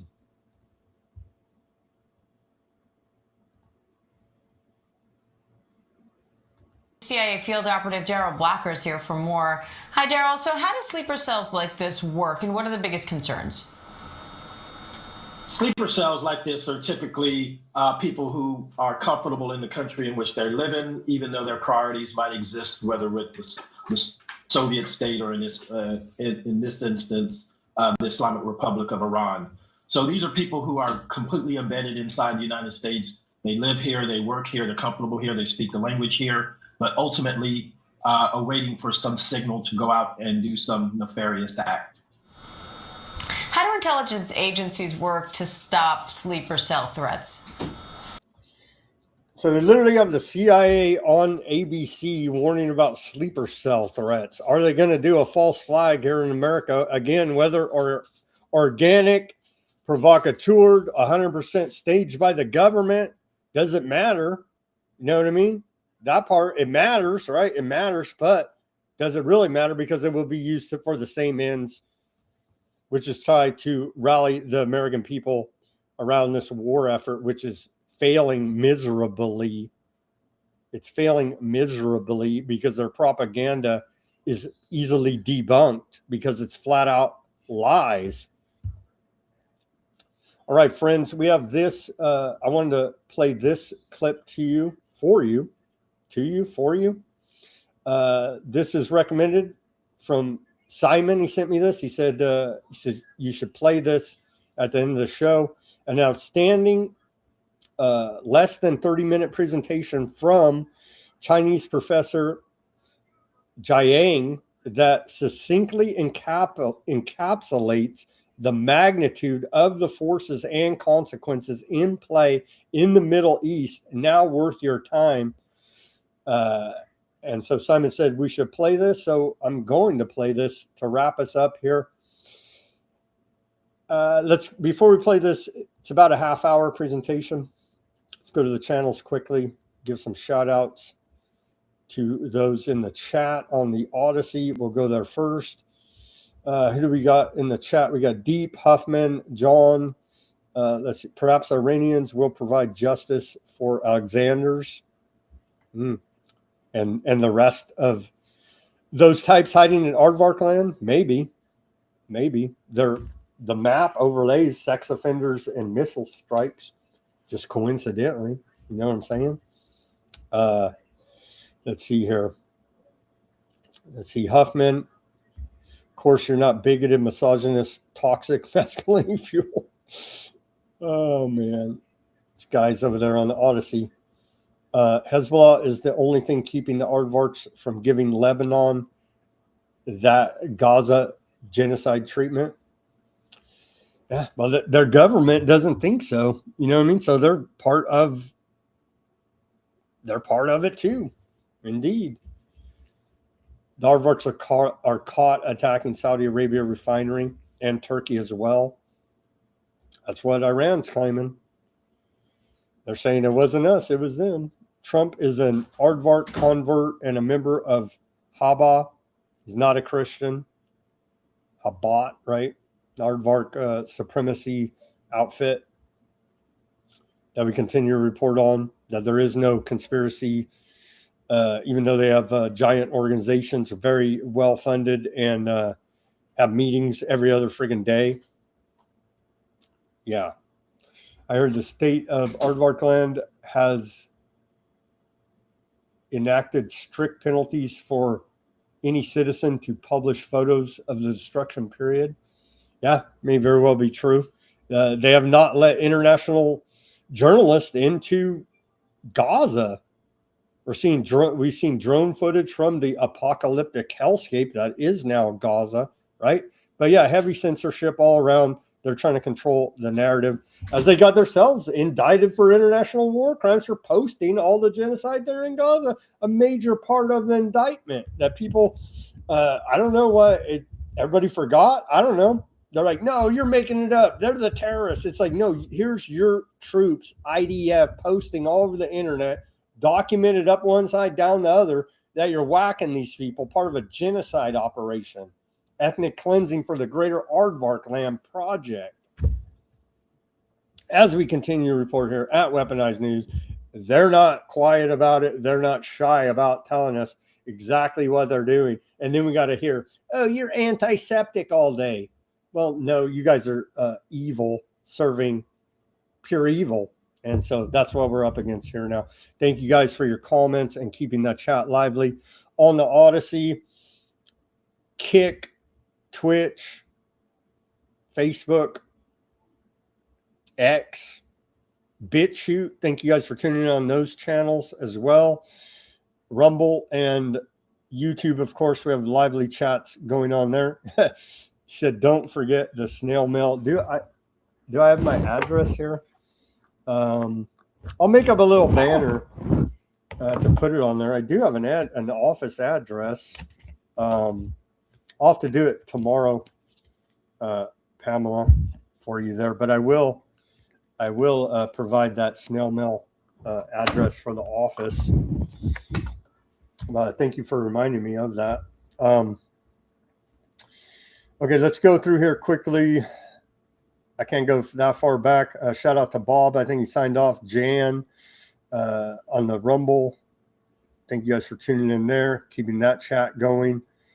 Let's see. What they say about can one cross into Canada to avoid the draft? And then remember, tucked into the NDAA was they're trying to make sure everyone is registered for your selective service now, right? Remember, that was tucked into this most recent NDAA. And Jan said only U.S. and Aardvark land kill their own. I don't know about that. But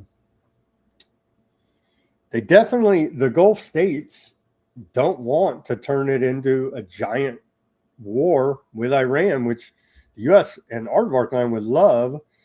And so they're trying to sort out something as we continue to report here. They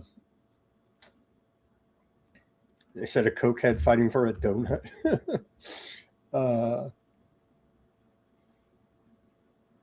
Was Beth on the Facebook says, I never fell for anything to do with it. Good for you. Good for you, Beth.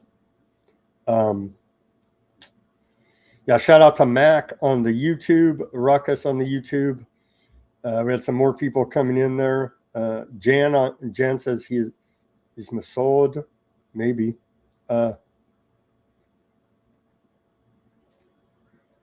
Max says it's impossible to admire or accept the leadership of those who do not feel the pain they cause.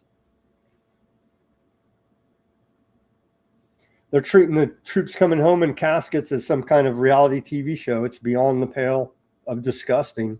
Thanks a lot, Trump. Lauren on the YouTube says, Pete, a dirty Zionist. Yeah, aren't they all? Aren't they all? All right, guys, thank you again for the comments and tuning in on the Rumble and YouTube. Here's to play us out. It's about a half hour. It's like 28 minutes. Again, via Simon. He says, play this. It's worth a listen to and help get us educated up a little bit more. Iran war, petrodollar game breaks America. That's the title of this video from Professor Jiang Academy. And as always, everybody do your own research. Peace, love, and freedom. Speak out and take action. Have a great rest of your Monday evening. We'll be back here on Tuesday for more Weaponized News. And here's the professor's 27-minute video to play us out.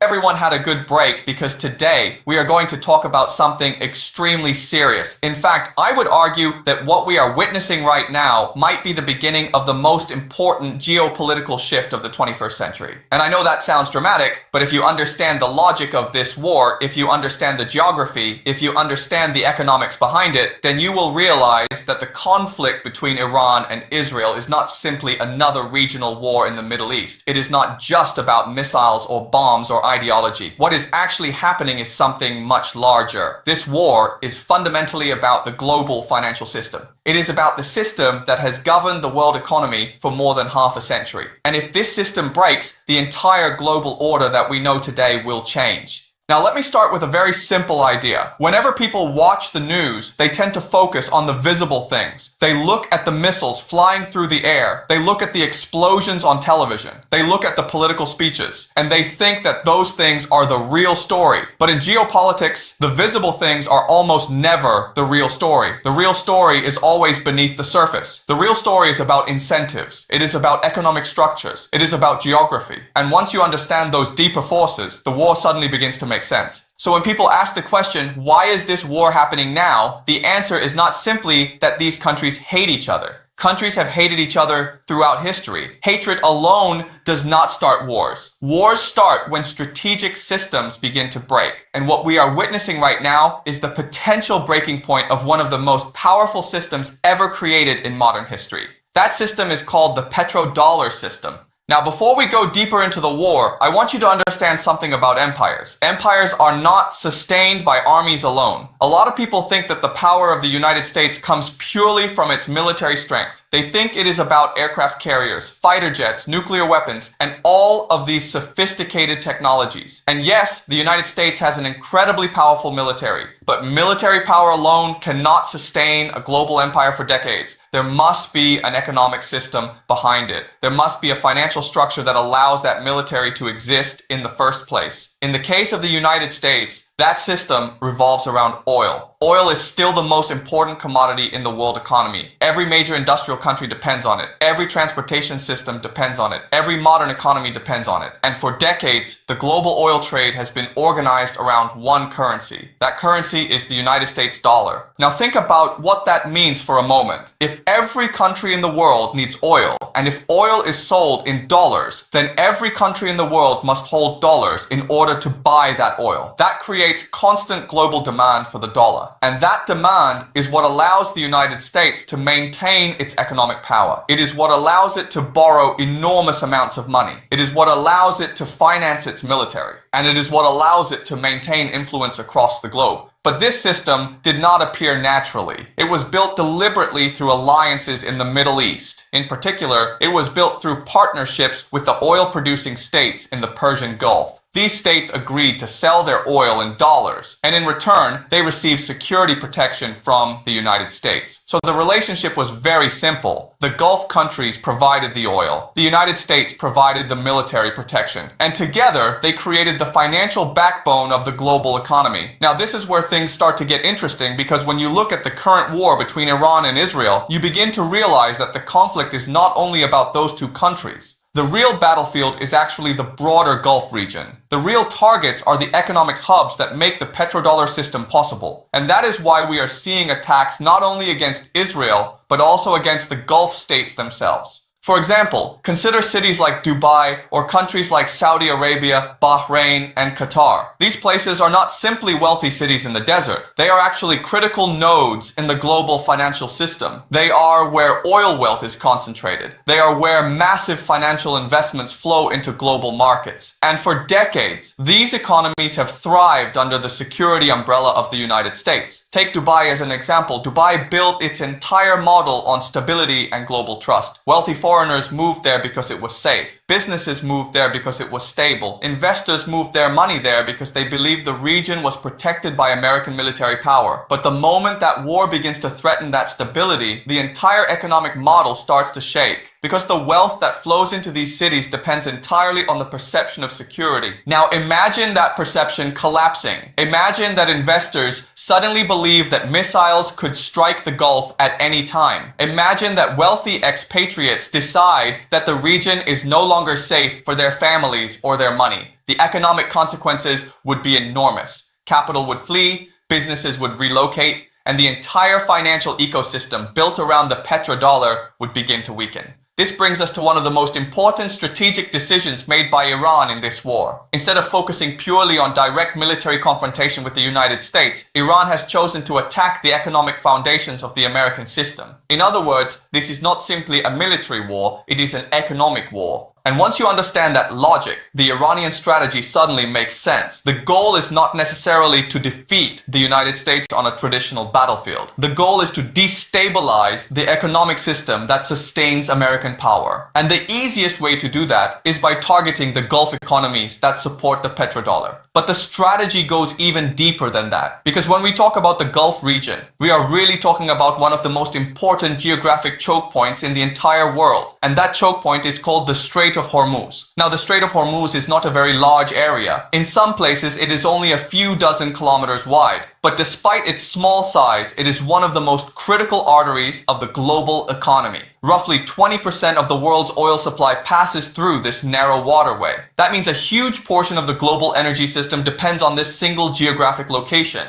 Think about what that means for countries in Asia. Countries like India, China, Japan, and South Korea rely heavily on oil shipments that travel through this route. If that route were disrupted, the consequences would spread across the entire global economy. And this is precisely why the Strait of Hormuz plays such a central role in the current conflict. Because geography gives Iran a very unique strategic advantage. On one side of the strait, you have the Gulf states, which are largely flat desert regions with exposed infrastructure. On the other side, you have Iran, which is dominated by mountains. Those mountains provide natural cover for missile bases, drone facilities, and military installations. From those mountain positions, Iran can launch attacks against the Gulf region while remaining extremely difficult to strike in return. In other words, geography allows Iran to project offensive power while maintaining a defensive fortress. And that geographic reality shapes the entire logic of the war. So when we step back and look at the bigger picture, we begin to see that this conflict is not just about Iran and Israel. It is about the stability of the Gulf economies. It is about the control of global energy routes. And most importantly, it is about the financial system that has sustained the American empire for decades. And that is why I began today's lecture by saying that the world after this war may look very different from the world before it. Because if the petrodollar system begins to break, the consequences will extend far beyond the Middle East. They will reshape the global economy itself. Now, there is another aspect of this war that many people still do not fully understand, and it has to do with the economics of weapons themselves. When we think about military power, we usually imagine the most advanced technology. We imagine stealth aircraft, complex missile defense systems, satellites, and extremely expensive weapons platforms. And for decades, this is exactly how the military of the United States has been designed. It was built during the era after the Cold War, where the competition between great powers focused on technological sophistication. The assumption was that whoever built the most advanced and expensive systems would dominate the battlefield. But the conflict we are witnessing today looks very different. What we are seeing is a type of warfare where extremely cheap weapons are challenging extremely expensive defensive systems. And this is where the math of war becomes very important. Imagine that you have a drone that costs around $50,000 to produce. It is a relatively simple machine. It carries a small explosive payload, and it can be launched from hundreds of kilometers away. Now imagine that this drone is heading toward a major piece of infrastructure. In order to stop it, the defending side launches an interceptor missile. That interceptor missile can cost millions of dollars, sometimes even tens of millions, depending on the system being used. Now you begin to see the problem. The attacker is spending a tiny fraction of the cost of the defender. And this imbalance is not theoretical. We are already seeing examples of it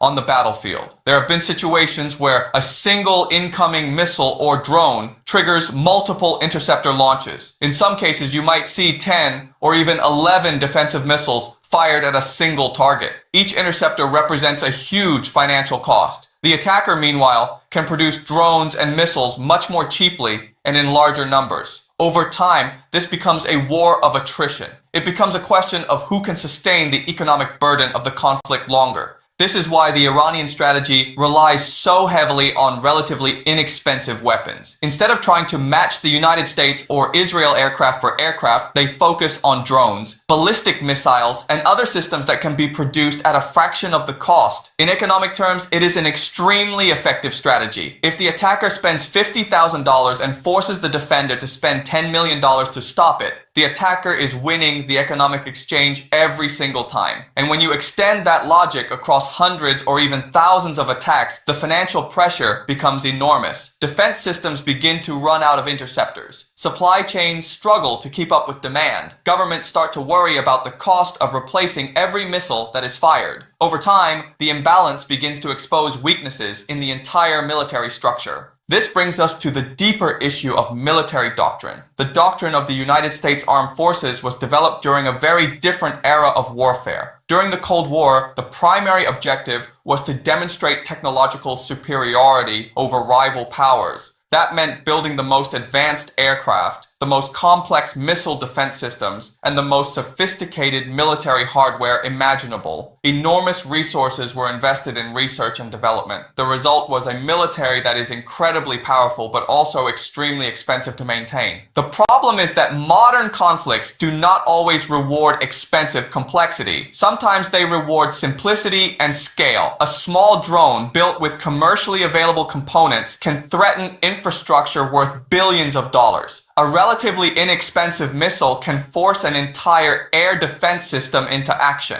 When the defender must spend vastly more money than the attacker for every engagement, the strategic balance begins to shift. So what we are witnessing is the puncturing of a certain perception that has surrounded American power for decades. After the collapse of the Soviet Union, there was a widespread belief that the United States possessed overwhelming and unchallengeable military superiority. That belief became part of the psychological foundation of global politics. Countries assumed that American military systems were essentially unbeatable. But conflicts like this one reveal that even the most advanced military can face serious difficulties when confronted with new forms of asymmetric warfare. At the same time, the targets chosen in this conflict are not random. They are carefully selected to maximize pressure on the economic systems of the Gulf region. Consider the countries of the Gulf Cooperation Council. This group includes nations such as Saudi Arabia, United Arab Emirates, Bahrain, and Qatar. These countries play a central role in the global energy market and in the financial structures connected to the petrodollar system. But despite their wealth, these states have certain vulnerabilities that are often overlooked. One of the most significant vulnerabilities involves something very basic: water. Much of the Gulf region consists of desert environments where natural freshwater resources are extremely limited. Large cities with millions of people can only exist because of advanced infrastructure that produces drinking water from the sea. These facilities are known as desalination plants. Desalination plants take seawater and use industrial processes to remove the salt, turning it into fresh water that can be used by the population. In many Gulf countries, these plants provide the majority of the available water supply. In some cases, they supply around 60% of all drinking water. Without them, large urban populations would face immediate shortages. Now think about how vulnerable such infrastructure can be during a war. A desalination facility is a fixed location. It cannot be easily moved. It requires large industrial structures and continuous energy supply to function. That means it can become a strategic target. A drone or missile strike against such a facility could interrupt water production for millions of people. Even temporary disruptions could create severe problems for cities that rely heavily on these plants. Energy infrastructure is another critical target. Oil fields, pipelines, and export terminals form the backbone of the Gulf economies. These installations are spread across large areas of open desert. Protecting every piece of infrastructure across such vast distances is extremely difficult. A single successful strike can disrupt production, damage facilities, or create uncertainty in global energy markets. And this brings us back to the logic of economic warfare. The objective is not necessarily to destroy every facility permanently.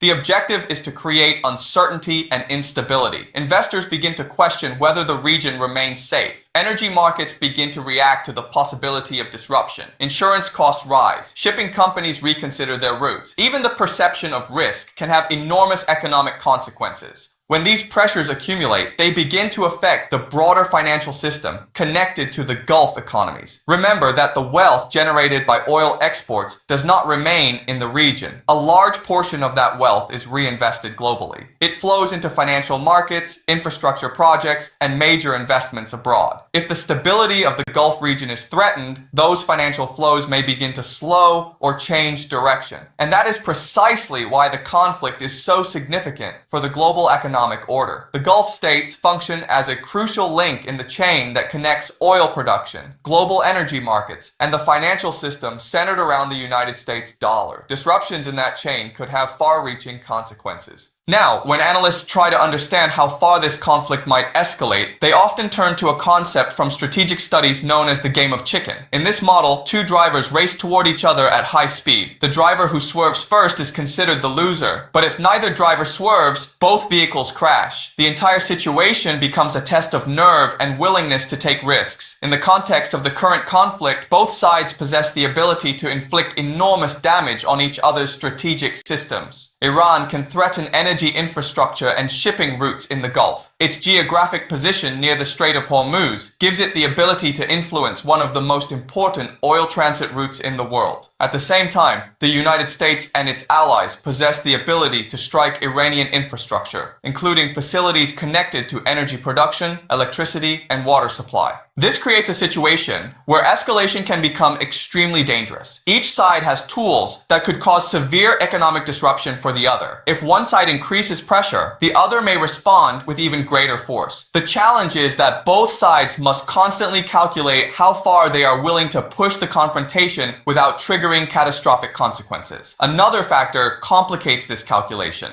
The motivations of the actors involved are not identical. Some states prioritize economic stability above all else. Their populations depend on trade, investment, and financial flows. Other actors may be willing to accept greater economic hardship if they believe the conflict serves a larger strategic or ideological purpose. When these different motivations collide, predicting behavior becomes very difficult. And this is why the concept of total escalation becomes so important. If the conflict continues to intensify, both sides may begin targeting the most critical components of each other's economic systems. Energy infrastructure, water supply, transportation networks, and financial hubs could all become part of the battlefield. At that point, the war would no longer be limited to military objectives alone. It would become a struggle over the very systems that sustain modern economies. When we step back and examine the situation from this perspective, we begin to understand why this conflict attracts so much global attention. It is not simply a regional dispute. It is a confrontation that touches the foundations of the international economic order. The interaction between military strategy, economic systems, and geographic realities makes it one of the most complex geopolitical crises of our time. And this complexity is precisely why studying the incentives, vulnerabilities, and strategic calculations involved is so important. Because once we understand those underlying forces, the seemingly chaotic events of the war begin to form a coherent pattern. The attacks, the responses, the escalation dynamics, and the economic consequences all become part of a broader strategic game being played across the Middle East and the global economy. Now, there is another question that naturally follows from everything we have discussed so far. If this war continues to escalate, what options actually remain for the major powers involved? Because once airstrikes begin, once missiles and drones are flying across the region, there are really only a limited number of paths forward. Either the war stabilizes and both sides eventually step back, or the pressure continues to build until one side believes it must escalate even further in order to achieve its objectives. And this is where the discussion becomes extremely uncomfortable for policymakers in the United States. Because historically, if you look at cases where a country attempts to change the government of another state, air power alone rarely succeeds. Bombing campaigns can destroy infrastructure, they can weaken military forces, and they can create economic pressure, but they rarely produce full political collapse by themselves. If the objective is complete regime change, then historically it almost always requires ground forces. This creates a dilemma. On one hand, there is very little appetite among the American public for another large ground war in the Middle East. After decades of military involvement in the region, many people are extremely skeptical about the idea of sending troops into another complex conflict. But on the other hand, if the strategic objective remains the removal or collapse of the Iranian leadership, then policymakers may begin to face increasing pressure to escalate beyond airstrikes. The pressure does not only come from within the United States itself, it also comes from the regional allies that depend heavily on American protection. Countries like Saudi Arabia, United Arab Emirates, Bahrain, and Qatar all rely on the broader security architecture built by the United States in the Gulf region. If these countries begin to feel that their economic survival is threatened by missile attacks, drone strikes, or disruptions to energy infrastructure, they will inevitably demand stronger action. And remember, from their perspective, the stakes are extremely high. These states are deeply tied to the global oil economy and to the financial system that revolves around the United States dollar. Their prosperity depends on the continued flow of oil exports and on the stability of global markets. If those systems begin to break down, their economies face enormous risks. This is why some analysts argue that if the war reaches a certain level of intensity, these Gulf states could push for much stronger intervention. In the most extreme scenario, that could include calls for direct ground operations aimed at removing the threat posed by Iran. The logic behind such demands would be simple. If the conflict is already causing massive economic damage, then some leaders might conclude that a decisive military campaign is the only way to restore stability. But here again, geography plays a crucial role. Iran is not an easy country to invade. Much of its territory is mountainous, which makes large-scale military operations extremely difficult. Mountain ranges provide natural defensive advantages. They allow missile systems, drone facilities, and other military assets to be hidden and protected. This terrain can turn large regions into natural fortresses. At the same time, Iran has its own vulnerabilities. One of the most significant involves water. Like many countries in the region, Iran has struggled with water shortages and environmental pressures. Infrastructure related to dams, reservoirs, and energy production becomes critically important for maintaining basic services to the population. If these systems were heavily damaged during a prolonged war, the internal consequences could be severe. This is why modern warfare increasingly focuses on what we call civil infrastructure. Instead of only targeting military bases, conflicts now involve strikes against the systems that allow societies to function. Electricity grids, water facilities, transportation networks, and industrial plants all become part of the strategic landscape. Disrupting these systems can create pressure that spreads far beyond the battlefield. But when both sides possess the ability to damage each other's infrastructure, the conflict becomes extremely dangerous. Each new strike increases the incentive for retaliation. Each escalation creates new pressure points. And gradually, the conflict can move closer to a situation where neither side wants to back down first. That brings us back again to the strategic logic we discussed earlier. the game of chicken. In this kind of confrontation, both sides attempt to demonstrate that they are willing to endure greater risks than their opponent. The hope is that the other side will eventually decide that the cost of continuing the confrontation is too high. But the difficulty with this type of strategic game is that miscalculations are always possible. Leaders may believe that their opponent will eventually back down, only to discover that the opponent is willing to push even further. When that happens, the conflict can spiral into a level of escalation that neither side originally intended. And this is why the current war has such profound implications for the global financial system. If the confrontation begins to seriously disrupt oil production or shipping routes near the Strait of Hormuz, the effects will not remain confined to the Middle East. Energy prices would react immediately. Supply chains would feel the pressure. Industrial economies that rely heavily on imported energy would face serious challenges. Countries like Japan, India, China, and South Korea depend heavily on energy supplies that pass through that narrow waterway. Any disruption would ripple across manufacturing, transportation, and global trade. The result could be widespread economic instability. And when energy markets become unstable, financial systems quickly feel the effects. Investors become cautious. Capital flows begin to shift. Governments start to worry about inflation, economic slowdowns, and financial volatility. Because the global economy today is deeply interconnected, shocks in one region can rapidly spread to others. This is why some observers believe that the most significant consequence of this conflict may not be territorial changes or battlefield victories. Instead, the most important outcome could be the gradual weakening of the financial system that has supported American global influence for decades. The petrodollar system has served as one of the pillars of that influence. It allowed the United States to maintain a central role in global finance while supporting a massive military presence around the world. But systems built on confidence can be surprisingly fragile. As long as countries trust that the system will remain stable, they continue to participate in it.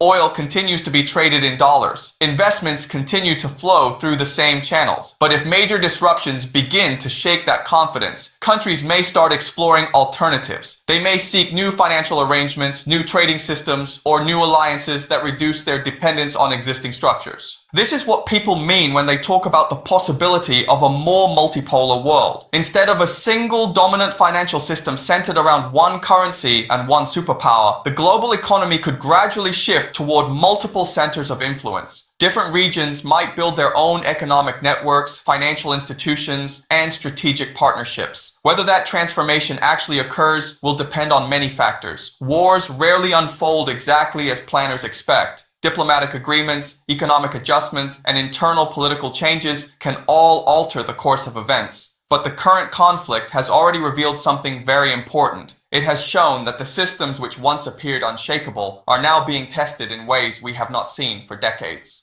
And that brings us back to the central question we began with. Is this war simply another conflict in a long history of Middle Eastern wars, or is it something more significant? Is it a temporary crisis, or is it the beginning of a deeper transformation in the global order? History has a strange way of answering these questions only after the fact. At the moment events are unfolding, everything feels uncertain. Different analysts offer different predictions. Governments pursue different strategies. No one can see the entire picture clearly. But one thing is certain. The combination of economic pressure, geographic realities, military asymmetries, and strategic escalation makes this conflict far more than a regional dispute. It is a confrontation that touches the foundations of energy markets, financial systems, and global power structures. And that is why studying it carefully matters so much, because the choices made during conflicts like this often shape the world for generations. So here is something I want you to think about. If the systems that have supported the global economy for the past 50 years are now under pressure, what kind of system might replace them? Will the existing order adapt and survive, or will entirely new structures begin to emerge? There are many possible answers to that question, and reasonable people can disagree about which outcome is most likely. But understanding the forces involved gives us a much clearer picture of the stakes. And I am curious to hear your perspective. When you look at everything we have discussed today, do you think the current conflict has the potential to seriously weaken the financial system that has supported American global power for decades? Or do you think the existing system is resilient enough to survive this crisis? Let me know what you think, because the debate itself tells us a lot about how people understand the